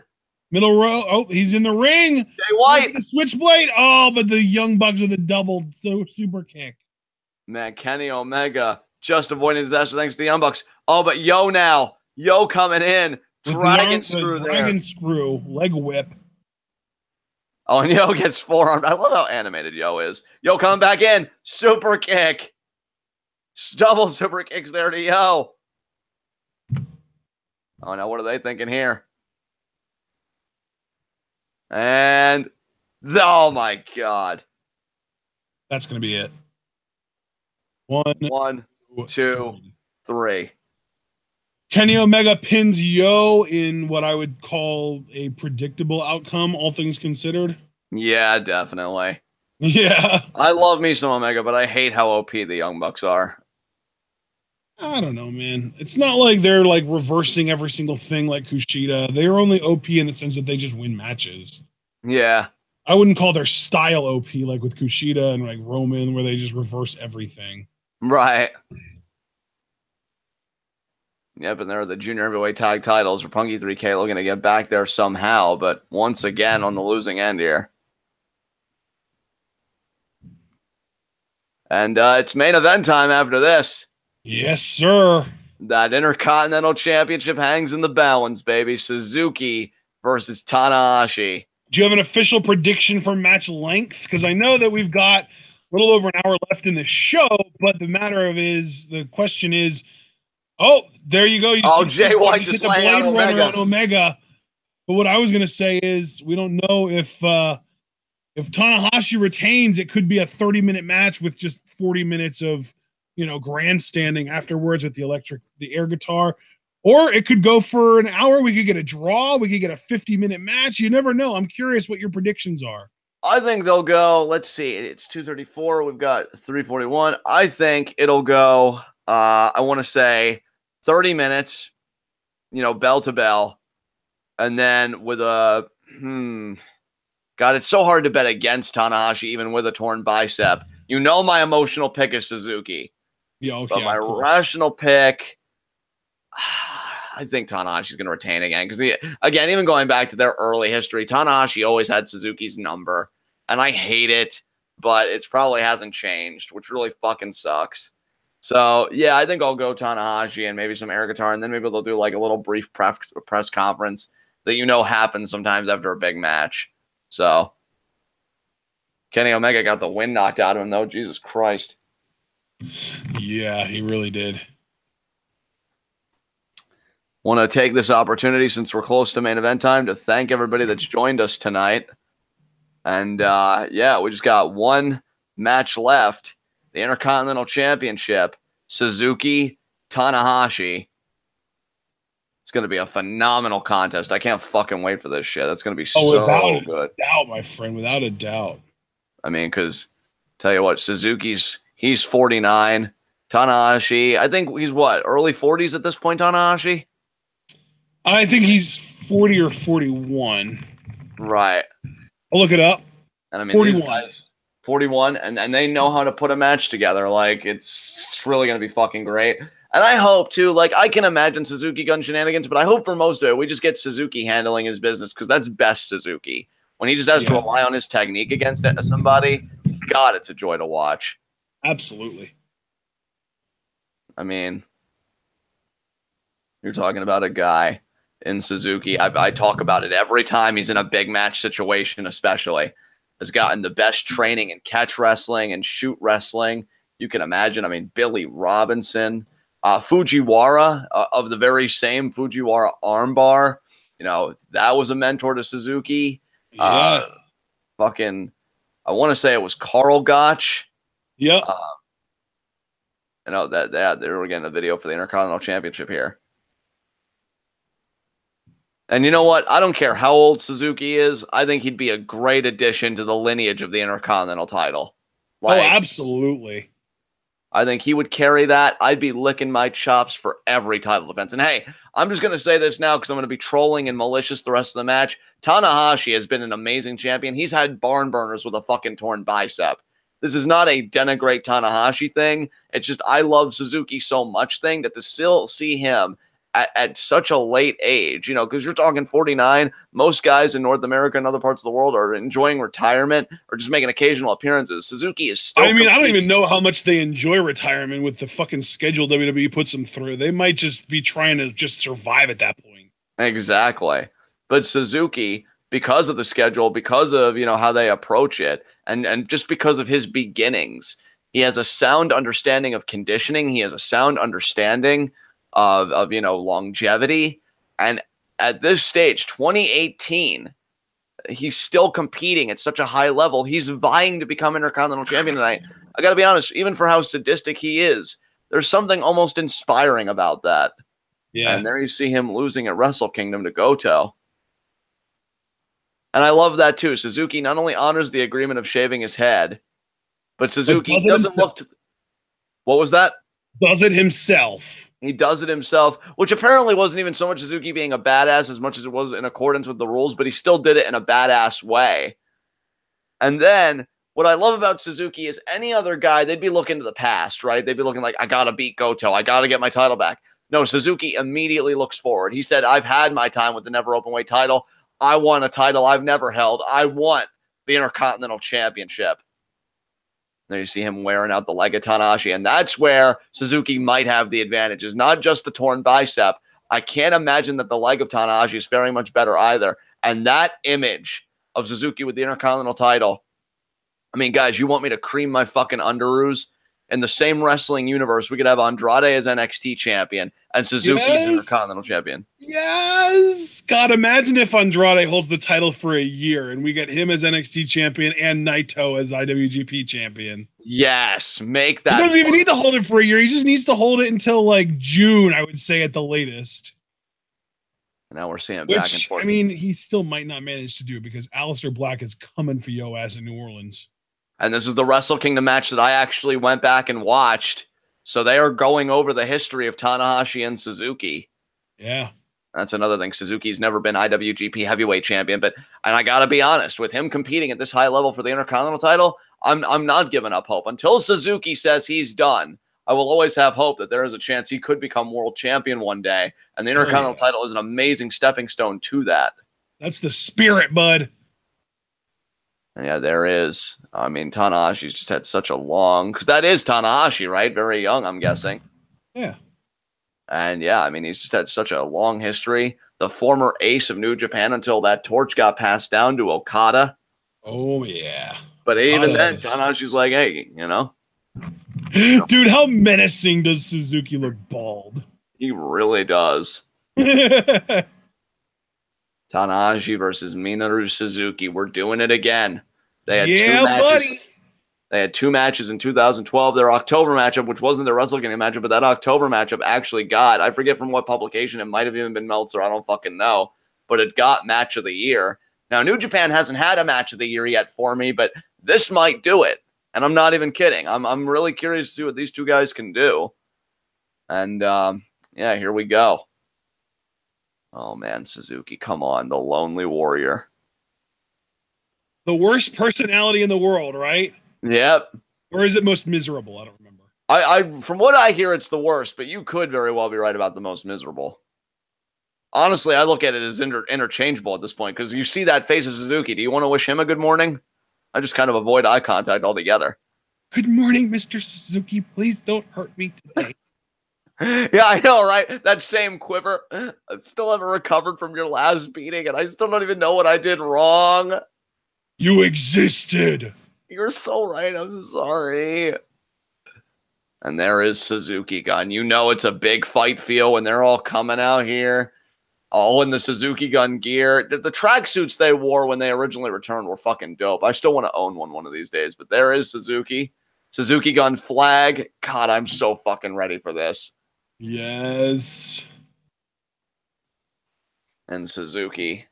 I'll tell you what, man. Like, he is proof, albeit he's a rare case, but guys like him, Mil Muertes, you know, and others are just showing, like, age is a fucking number if you take care of yourself, if you're passionate enough. And Suzuki, like, he eats, sleeps, and breathes this shit. Absolutely. Like, he's a wrestler through and through. And he's not even a wrestler in the contemporary sense where we use the term. Like, he really is that wrestler. He's the type of wrestler. And I'll be honest, but that's the universal appeal, right? He's the type of wrestler like the Revival is, and the type that, you know, guys like Jim Cornette jizz themselves over because he will fucking hurt you. Like, he makes everything seem as legit as can be. And probably because he does stiff people a little bit. He strikes me as the type. I don't know if he'll take those liberties with Tanahashi, given, you know, Tanahashi's pedigree. But Suzuki don't give no fucks. And here comes the champion. Now, Ashton, if you're Suzuki, though, I mean, don't you feel like almost the Intercontinental Championship is being served up on a platter to you when you've got the champion with the torn bicep and you've got the submission game that you do? And I have to imagine that the leg isn't 100% either. I mean, Suzuki does seem to have the advantage, at least in that way, doesn't he? I would agree with that, yeah. I think he definitely has an advantage on paper coming into this match. But we've also got to remember, how many times in the past has somebody had an advantage on paper coming into a match against Tanahashi and still lost? And that's why paper is a very flimsy material. You crumple it up and you throw it in the trash. Having an advantage on paper means nothing. Reality is this. Tanahashi is one resilient human being, and that's my concern, is that I know Suzuki can put a hurting on Tanahashi. I know he can bend him like a pretzel and torture him. You, me, our audience knows that. That's why we're all here, because you guys know I'm going to delight in Tanahashi being twisted like a pretzel. But here's the thing. When we hit the 20-minute mark of the match, and I have every confidence we will, by the way. Oh, absolutely, yeah, because there's no way this is going to be under a half hour, I would say. Exactly. But when we hit that 20-minute mark, I feel like the tide's really going to begin to turn. Tanahashi is a late match player. That's why he's as decorated as he is, because he recognizes that every great wrestling match is a marathon, not a sprint. I'm not saying Suzuki doesn't have the same awareness, but I think Tanahashi, it just serves him better. I just feel like he's more resilient when it matters. And, maybe Suzuki will prove me wrong. If he can kick out of a high fly flow, that'd be great. But I don't know if he can. Hell, partner, I'll clue you in on something. Tanahashi, when I watched their Wrestle Kingdom match, he kicked out of the Gotch-style pile driver. Suzuki hit it. It wasn't even one of those, I couldn't hit it. I would have beat him if I did. No, Suzuki hit it perfectly. And Tanahashi still kicked out. Now, Suzuki kicked out of the first high fly flow. Didn't kick out of the second. I'll tell you what, though. And that's just it with Tanahashi. If he really starts rattling them off, I don't know if Suzuki will be able to withstand that barrage. Well, I'll tell you what, brother. I think if Suzuki hits a Gotch-style pile driver tonight, it will be the end for Tanahashi, because it's been, 4 or 5 years? Maybe. No, you said it was Wrestle Kingdom 4, didn't you? Yeah, which I hope I got that right. It's been over 8 years then. That was when Tanahashi was in his absolute prime, on top of the world. I wouldn't expect Okada to lose to a Gotch-style pile driver right now, but Tanahashi, he isn't far past his prime, but he's just enough past his prime that I think one Gotch-style pile driver would do it. And I'll go as far as to say I think it'll take at least 3 high fly flows for him to beat Suzuki tonight. Actually, I did make a mistake because I just did the math in my head. It would have been Wrestle Kingdom 6, because if 4 was 2010. That's still over 6 years ago. That was still, to me, a wrestler's prime is like 34 to 39, maybe 40. Tanahashi's 41. Like I said, he's not far past his prime, but he is just a little bit past his prime. To me, the ultimate, absolute performance apex for most wrestlers is 37, 38 years old. And Tanahashi is far enough removed from that. And if you think about it, 6 years ago, he was 35. So he's right in the middle of his prime, not quite reached his apex yet, but damn close to it. I don't know. I'm just going to go ahead and say, I think that Tanahashi would not be able to kick out of another Gotch-style pile driver tonight. And I don't think that he'd be able to beat Suzuki in a mere 2 high fly flows either, because that move has also gotten less effective over time. And we've also got to remember, from a political standpoint, this is before Suzuki was a New Japan wrestler. This is when he was still very much a Noah loyalist, and he was only wrestling New Japan on a temporary basis. And now he is a full-time New Japan performer. Yeah, because he's kind of anchored his pirate ship here, because there are treasures that he is still yet to win. I mean, for Suzuki, there's almost something noble about his pursuit. And I mean, hear me out on this. The guy wants to just do everything.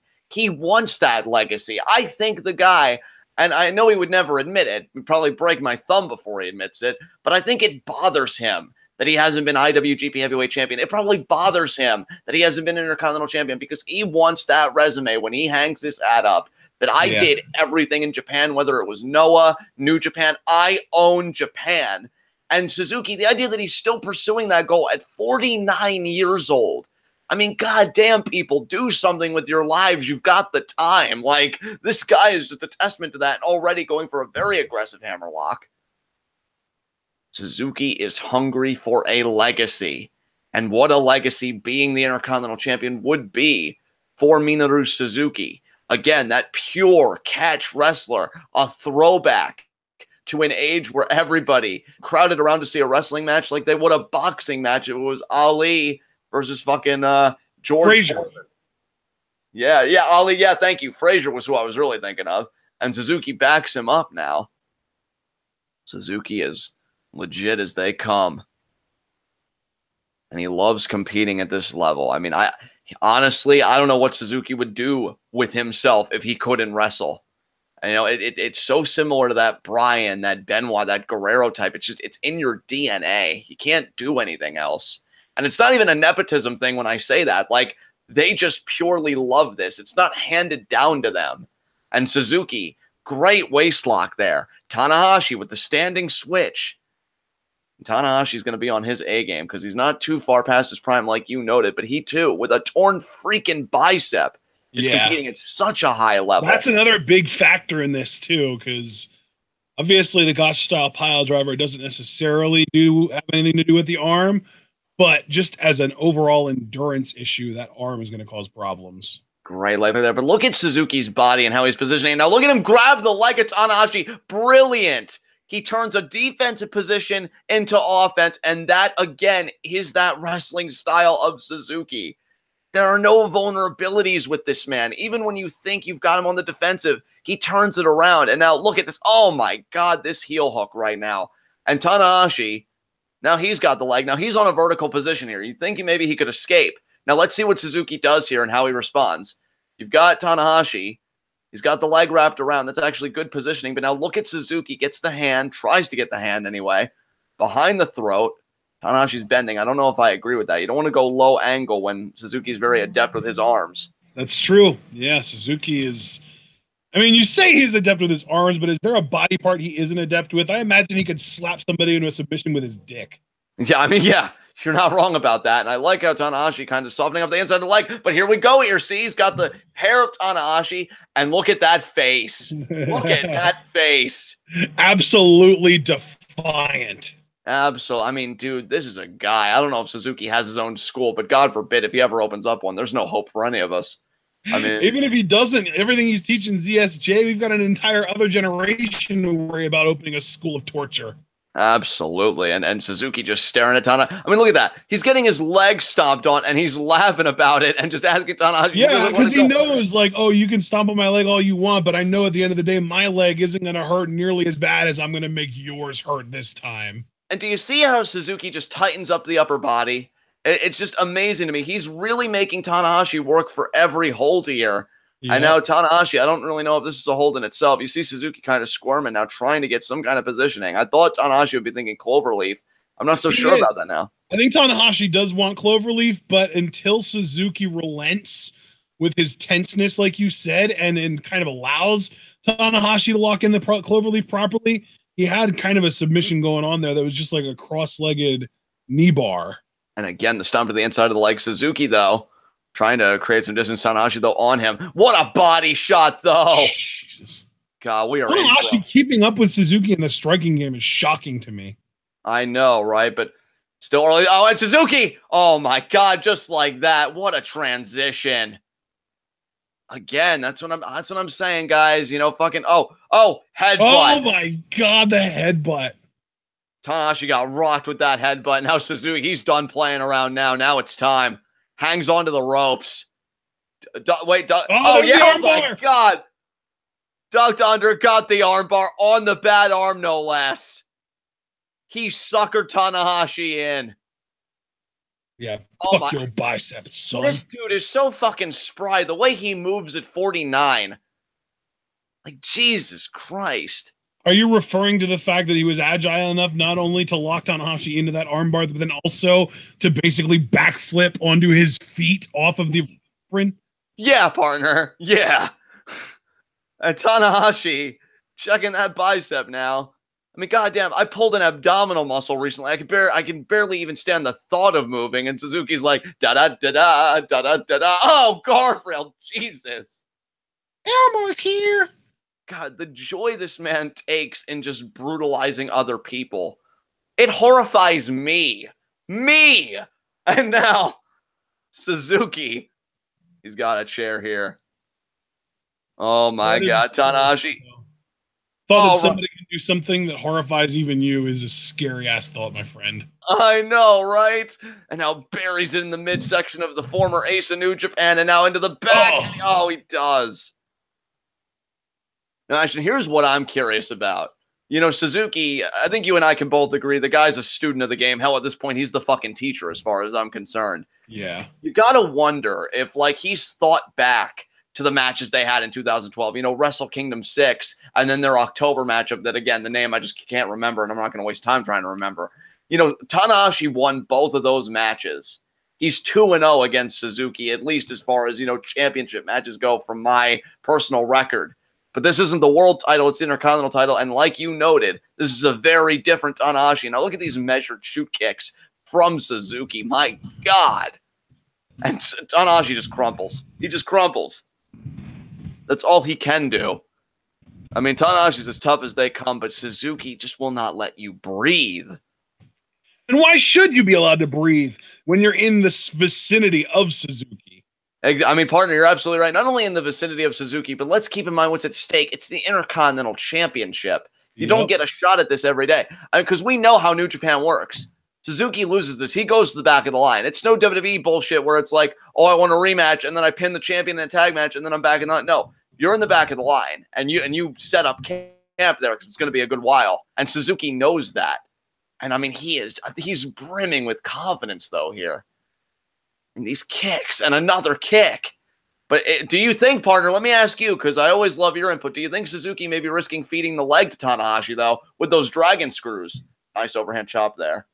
I mean, it's possible, but even if it does happen, I feel like Suzuki is sort of stable enough, I guess you could say, that it wouldn't affect him.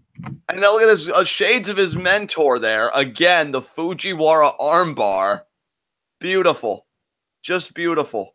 By the way, I'm looking through Suzuki's match history, and he's had, I believe, 6 matches against Tanahashi prior to this. There's 1, 2, 3, 4, 5. 5 singles matches against Tanahashi prior to this. Tanahashi is in the lead of that series 3-2. Oh, wow. Okay, so Suzuki's at least beaten Tanahashi twice. That's interesting. Suzuki defeated Tanahashi in a one-on-one match back in 2003. Oh, wow. Assuming there's a very good chance Tanahashi was actually a young lion at that point, so that might not have even really meant much. But then in 2012, Tanahashi beat Suzuki in world title matches, both at Wrestle Kingdom and at King of Pro Wrestling. But Suzuki did hold a win over Tanahashi on G1 Climax Day 6. Okay, well, G1's always a place where stuff like that can happen. God, to think 15 years ago, Suzuki was 34 years old. God damn. And the only other match that these guys have had was in 2004, where Tanahashi defeated Suzuki. So, man, it's pretty crazy. But yeah, Tanahashi does have a winning record over Suzuki, including being 2-0 versus Suzuki in championship matches. So I was right about that. Yeah, okay. Yeah, that is a very interesting step. But the last time these guys faced off in singles was in October of 2012 for the King of Pro Wrestling pay-per-view. Yeah, and Tanahashi won that match. And again, that was a mere match of the year. 15 months before you and I started watching New Japan. Imagine that. Wow. And now Tanahashi flipping senton there. How much has Suzuki learned from all of his bouts? He loves that senton, brother. He really does. And then, you know, it doesn't really get him 3 counts, but it's effective in building that momentum. It's a reliable piece of the offensive for Tanahashi. I can't say. In other words, it's quintessential Tanahashi. Exactly. But again, though, Suzuki with the body shots. And there's the knee there. Oh, my God. And Tanahashi, though, holding his own in the strike battle, as he has throughout the whole match, admittedly. Yeah, that's kind of bewildered me. I didn't really see Tanahashi as like one of those top strikers in New Japan, but he really has held his own against Suzuki. Oh, no, the boot. Oh, my God, the boot. The Subooty. Suzuki's like, oh, I'm sorry. Were you saying something? I know. I'm so sorry, Suzuki. I was disrespecting you. You deserve I love how your voice gets lower too. So I'm sorry. You want to say anything again? I was disrespecting you. Yeah, that's what I thought. Go over the PK there.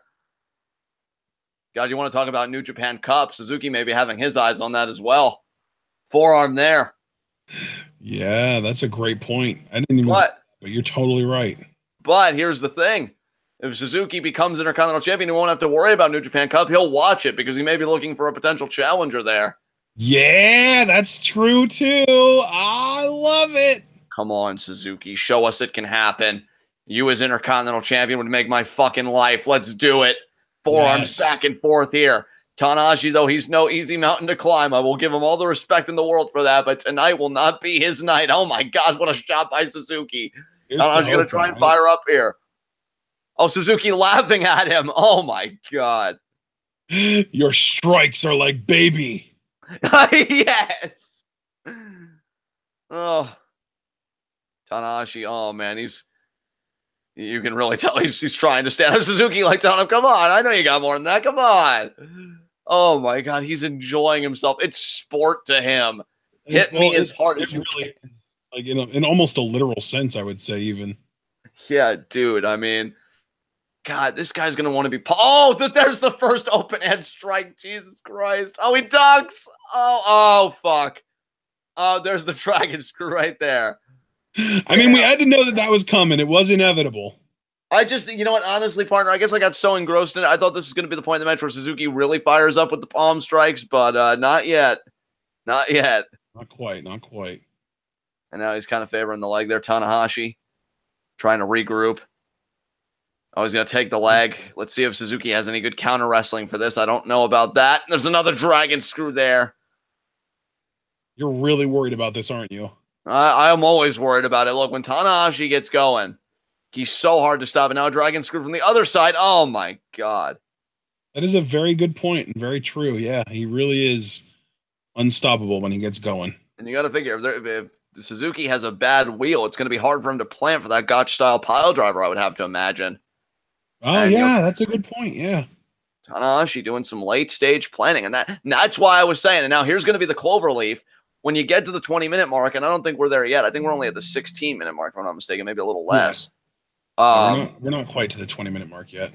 But I said when we get there, I have to give Tanahashi the advantage in that. I just feel like he's a late-stage performer. And now, cloverleaf, oh my God, the head just touching the mat there. And, Suzuki, yeah, he's in this punishing hold. Yeah, it's got to feel brutal and excruciating. Is that going to teach Suzuki some compassion or some humility? Fuck no. Nope. Because, what it is to Suzuki is just a debt to be paid to Tanahashi in full. That's what it is. Yep. It's like a challenge. Exactly. And Suzuki got to the ropes. Tanahashi now stomping away. These guys. Suzuki didn't just get to the ropes. He made those ropes his bitch. Exactly. I mean, dude, this guy, man. Even when he loses, he lets you know that he entered the fucking building. And everybody's going to know it. Now he's going to try to trap the leg. But Suzuki, is he going to counter? Go to the well one time too often, Suzuki. You can't go to the same thing that many times in a row with Tanahashi. Oh, I know. Oh, headbutts now. Well, that'll do something different. Scout your ass out. Oh, and there's another dragon screw, though he was still able to get it off. I know Suzuki's been trying to stay in this. It's just been so difficult for him. Yeah. Because once Tanahashi's just shooting those dragon screws off, it's so hard to stop. And there you see again. Yeah. Oh, he's that could be the first sling blade. Oh, what a drop kick. Jesus. I love the Suzuki drop kick. He's so good. Dude, he gets that kind of height. That was face contact. Look at this. Oh my God. I love the way you said that. That was face contact. Do you understand this? Well, it's about time I got a good face soundbite because I feel like you've had a monopoly on him lately because your delivery is just so ace. Like Tanahashi used to be before Okada showed up. Yeah, and now Okada totally monopolized that ace spot. And now the sleeper. Choke him out, Suzuki. Are you not going to give me any kind of credit for my banking reference, the monopolized thing? Oh no, you totally get an A+. You've been making the grade all day today. You kidding me? And now Suzuki. Making the grade. Suzuki back to that sleeper. Come on. Honestly, if I was Suzuki, I know he doesn't normally do this, but I would kind of take his foot and kind of plant it on the outside of Tanahashi's leg and kind of get him down to a knee. And then the other knee, and I'd really get him grounded. And there you see Tanahashi, nice escape. Oh, but what a knee by Suzuki. That's a very Suzuki thing to do, too. I've seen him do that in this match already. And now Suzuki, look at that front face. Like I love too that it's like, well, actually, it's more of a guillotine at this point with his torque. I mean, goddamn, you just got to get the body scissors on it, and then you really get something proper going. Oh yeah. What is he?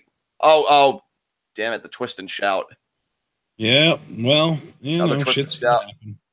Come on, Suzuki, counter the third one. I don't see people normally counter, and you're not going to counter the third one. God. Nobody does. Nobody ever does, John. I need to remember that we're in a Tanahashi match. Even though Suzuki's so good, he's still Suzuki, and this is still Tanahashi. That's a great point. We should really take that into account next time. Oh, gonna be thinking of a sling blade counter at Suzuki. Oh, fuck me. And now, I'll tell you, the idea, though, that he's still going at this rate with a fucking torn bicep, I can't even, what? I know, dude. He's incredible.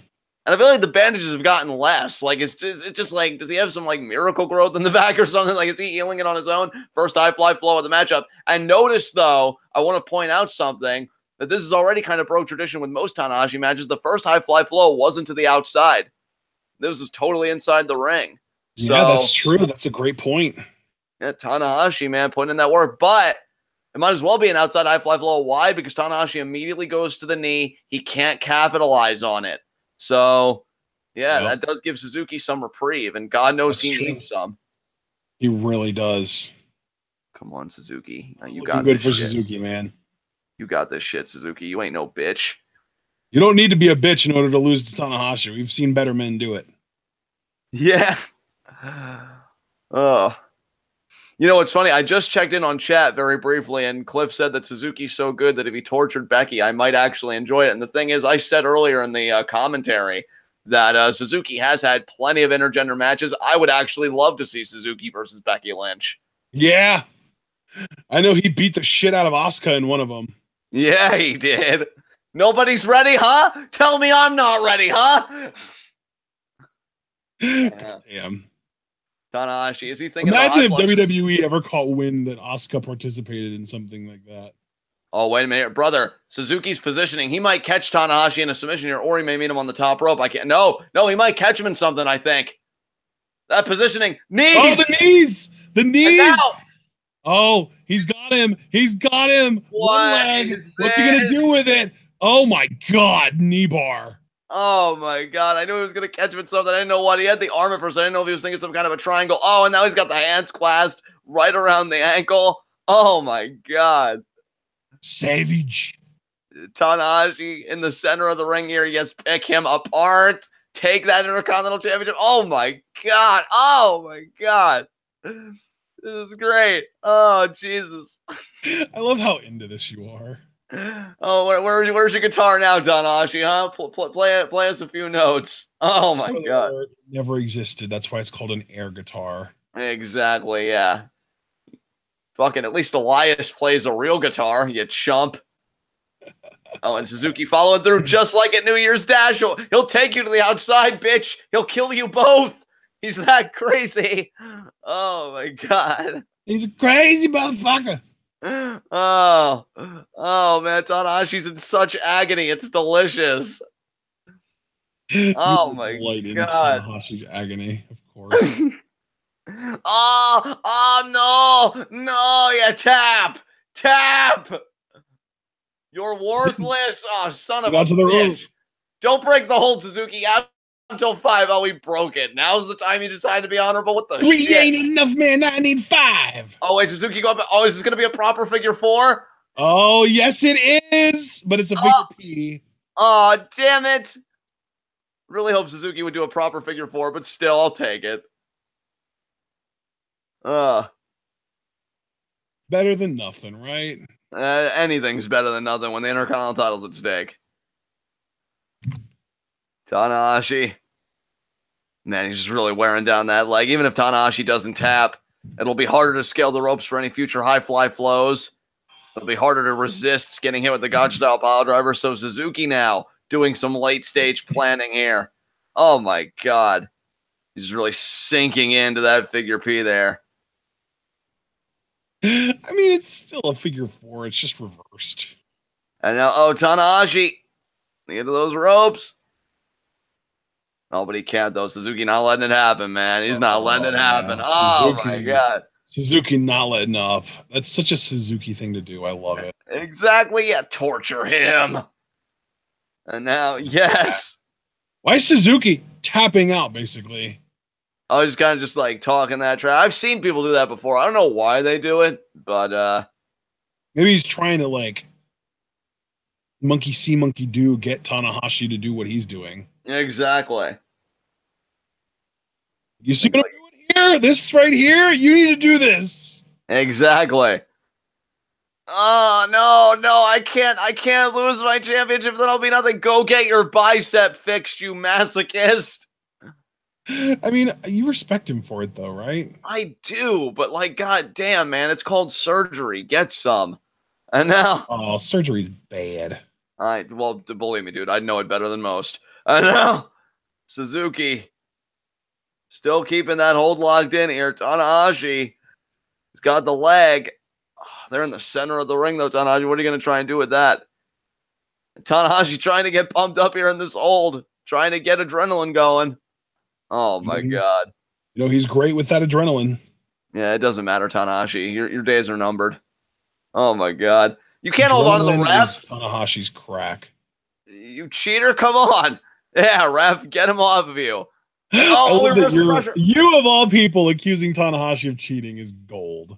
Hey, look, man, look. Just because I don't have any pride doesn't mean that everybody else can walk around without any pride. Okay, like I earned this time. Tanahashi got to the ropes.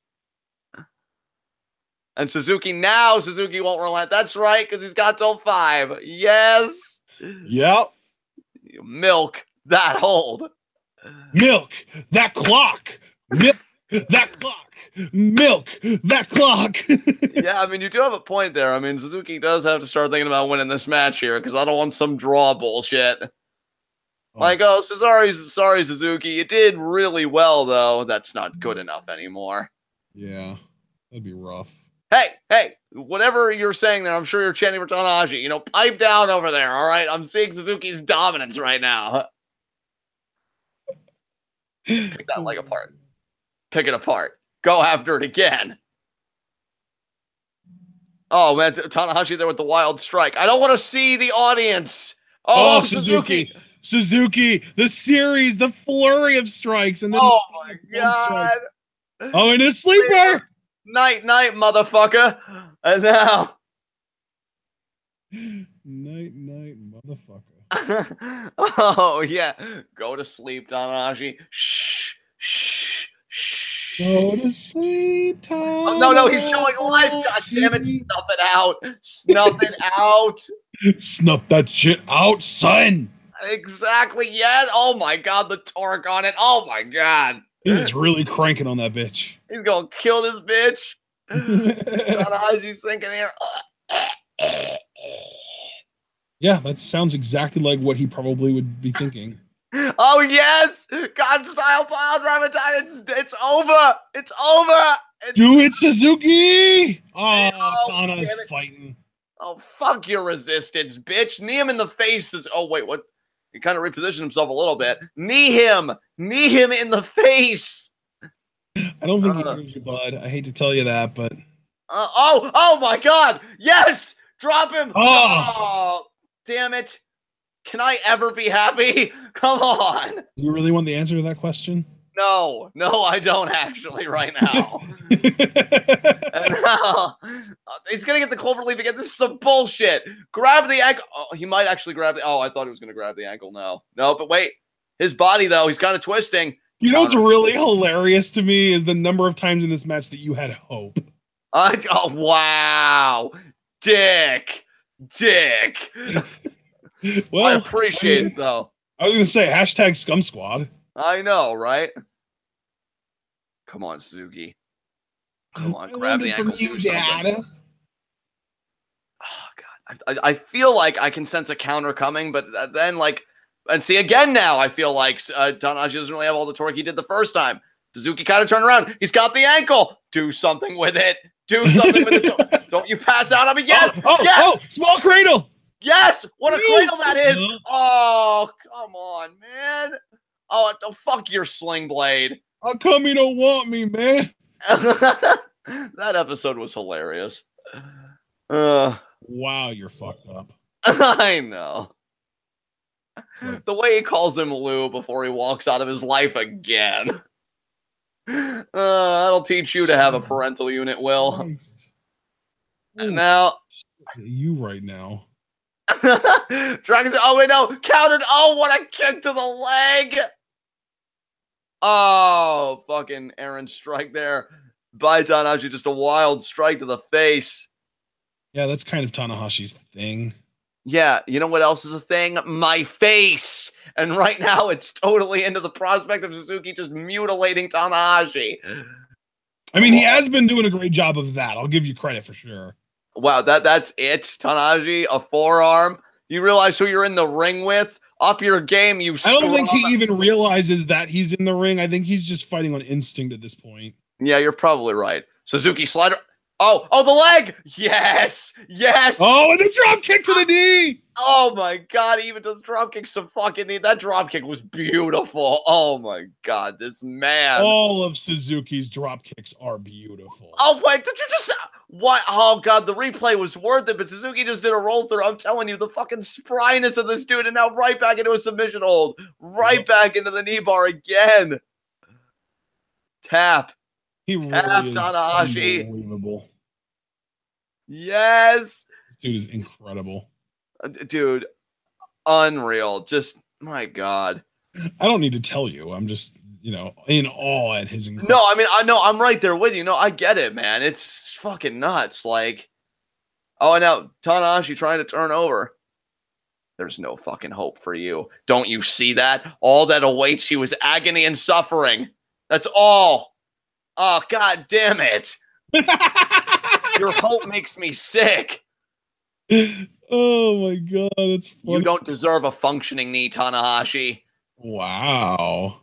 Hope Suzuki wears all that fucking cartilage down. Go back after it, Suzuki. Ref, how dare you? How dare you get in between this dominance right now? Yes! Yes! Kick it! Kick it again! I was about to say, I think you know very well that he fully intends to. Exactly. I love what a fucking bully this man is. Treat him like shit. Yes! He has been all match, John. It's okay. I know. I'm getting hard off of it. I'm enjoying it. The bad men can't hurt you anymore. It's all okay. Yeah, tell that to Tanahashi. Tell me where the lie is. Oh, yeah, your safety. That's the lie. Oh, my God. The slap! Oh, he's like a bitch. Oh, he's about to get back body dropped, isn't he? God damn. Not this time. Not this time. Get him up, Suzuki. Oh, he got yes, that's gonna be it. He's dropping him. There it is. Yes. Go for the pin, Suzuki. New Intercontinental champ. Wait a minute. Is he gonna? No. No, he's right back. Yes. Oh my God. That's it. Tap. Yep. Oh, and into the heel hook too. Jesus. Oh, I love this. I love everything about this. I'll take 3 doses of Suzuki Extra Savage. Yeah, right? It's Tanahashi again grabbing that. No one can save you, motherfucker. You're not safe. You've never been safe. Your safety is just an illusion. Oh, well, now we're getting a little too real for my liking. I know, right? Just give up. Just give up. The ref's almost encouraging him to tap out. That's how you know you're fucked. It's like, bro, you know what's happening to you, right? Like... Tanahashi's just like, yes, I'm winning the match, right? No, you I know. It's all I know. Don't take this away from me.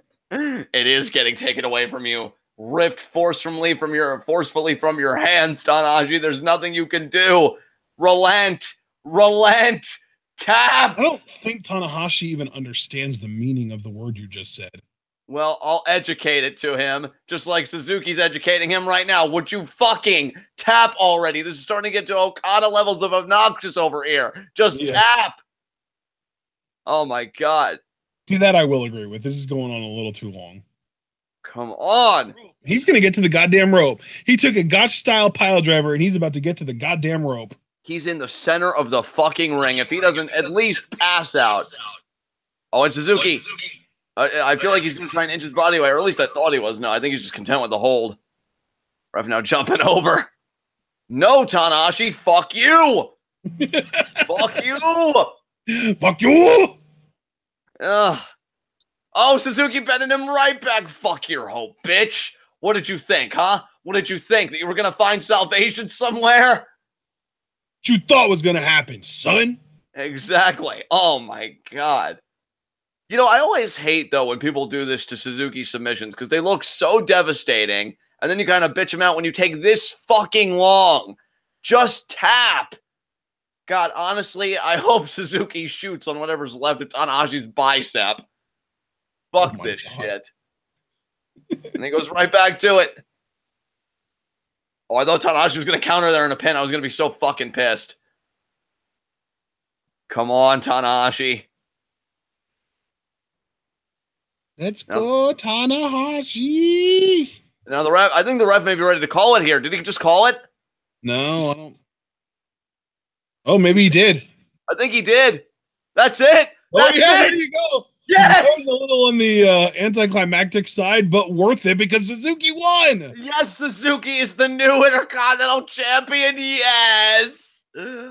Oh my God. Yes. Later and die, you piece of shit.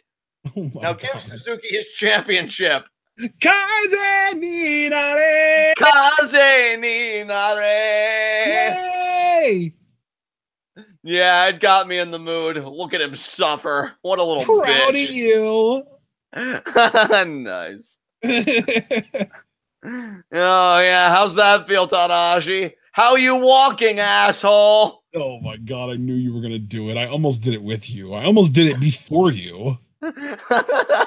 You almost sound ashamed of yourself. Like, oh, my God, I've been corrupted. What's happening over here? No, I'm just like, wow. Like, you're just so predictable. Wow. You know what? I don't care, man. I made a Teflon right now because Andrade's NXT champion and now Suzuki. Look at him with that title. Holy fucking shit. Yeah, cry. Go home and cry tonight. It's all you know how to do. Yes. Yes. I fucking love douchebags. So now, wait a minute. What is your catchphrase? I lie a lot or I love douchebags? Pick I don't know. one. I'm a shit human being. You pick one. And now, so are you just going to go full-blown Chris Jericho and have all the catchphrases? you're goddamn right. Yeah, Heisenberg stole that from me. Suzukigun Ichiban. I'm just going to say it. Fuck Heisenberg. Yeah. Oh, look, they're giving Tanahashi the stretcher treatment. Oh, God, that's better than even the championship. Is it really? Yeah.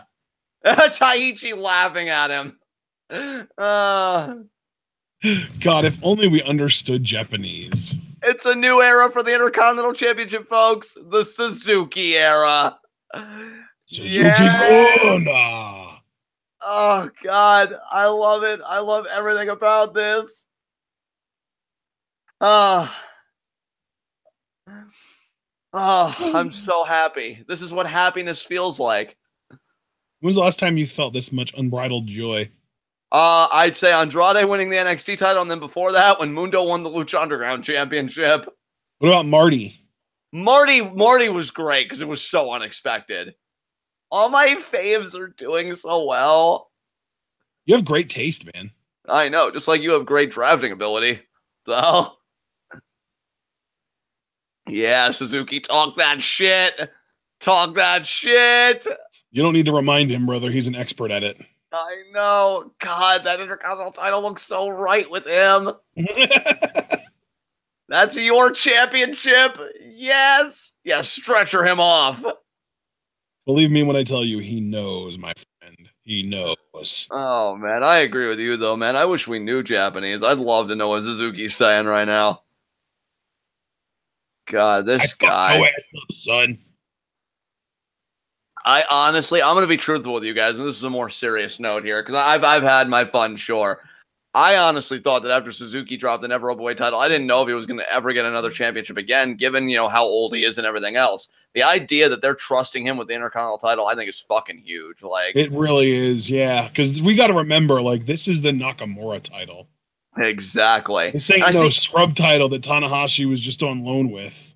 Exactly, right? And I see another title behind it, though. Was that like a Suzukigun? Like, I know Suzuki doesn't have any other championships, so I wonder what other title he's fucking holding right now, whatever that is. Oh, yeah, I'm not sure. Unless he's still competing in, like, other promotions, and maybe he did win something that I didn't know about. Yeah. But, yeah, I mean, I think it's just the biggest fucking deal that Suzuki's being given this role. And I'm really curious, too, with Tanahashi, you know, because if they're stretching him off, that means even New Japan saying, all right, Tanahashi, look, take some time off. You know, we'll carry the load. I don't know how long it takes. Get your shit together, son. I don't know how long it takes to heal from a torn bicep, especially with Tanahashi working with it for as long as he has. Like, I don't know how I'll tell you how long it takes to heal from a torn bicep.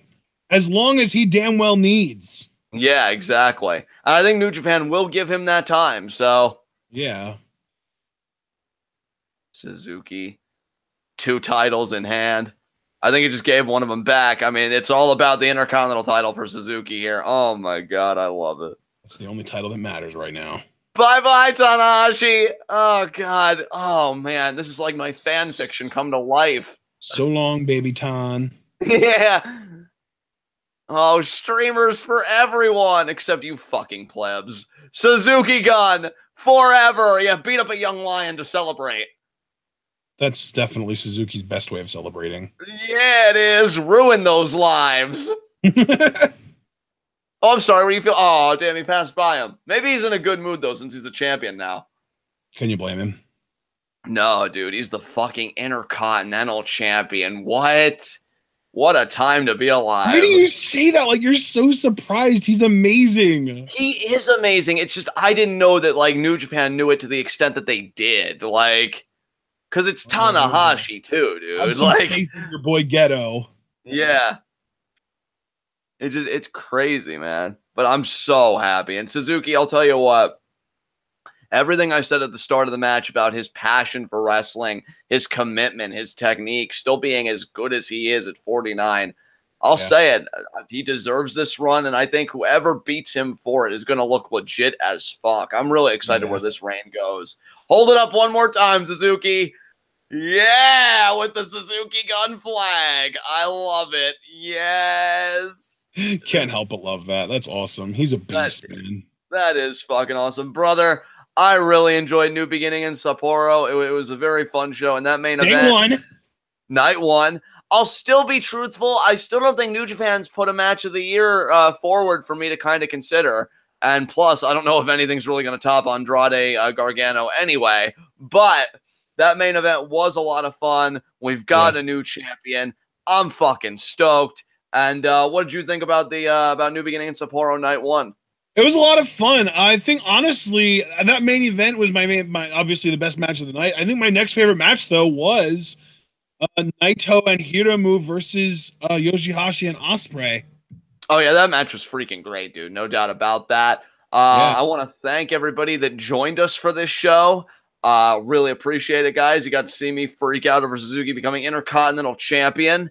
And yeah, we'll see you guys later tonight. In fact, in just a little bit, not going to be that long because we're doing it's going to be about an hour and 43 minutes from now if you're here live. Or I mean, I'm assuming once this gets uploaded and stuff, just know that it's at 8 p.m. Eastern time. Or if you don't really want to worry about doing the math, whenever Raw comes on live for you, that's when we're going live because we are live reacting to, of course, Monday Night Raw. It's the post Rumble Raw. Exactly. We'll see you guys there. In the meantime, partner, I'm just going to hand the reins over to you to take us home. All right, guys. I did briefly plug our Teespring earlier, so if you're interested in merch, you can go there and check it out. Of course, remember to have a look and just see if you're into the Tranquilo shirt that we have up now. Remember to like this video if you haven't already. Subscribe to the channel, of course, if you haven't already. And once you do, remember to click the bell icon so you can get notified every single time we go live or upload a video. Let us know what you thought of the show down in the comments. I've already mentioned the Teespring. If you're interested in supporting us on Patreon, you can. And by doing so, you also get a whole bunch of different benefits. $3 a month gets you access to the official Twitwell Patron Discord channel, as well as continuing to accumulate over time so that you can eventually use your sort of Twitwow tab to purchase live reactions or a live reaction and review combo to a wrestling show of your choosing. That all accumulates over time. You can request as many as you want as long as you have the funds for it. And you're also contributing to the community goal that will keep us continuing to live react to Progress every single week. And speaking of Progress, we are live reacting to Progress Chapter 5 tomorrow afternoon, 3 p.m., same time we went live today for New Japan. It's going to be a lot of fun. Tonight we are live reacting to Monday Night Raw. Tomorrow night, after we're done with Progress, we will be also live reacting to SmackDown Live. And then Wednesday, we've got Lucha Rewatch. Thursday, we will be using to do part 2 of the show. We just got through part 1 of New Beginning in Sapporo. And Friday, we've got a series of matches that we are live reacting to as a Patreon request from Cliff Amal. It's going to be a stacked week. We've got 7 commentaries this week. We are 1 down. So we've only got 6 left between today and Friday. It's going to be crazy. All that being said, though, remember to follow us both on Twitter, like the Facebook, check out the subreddit, and we will see you guys tonight for our Monday Night Raw live reactions. Stay tuned.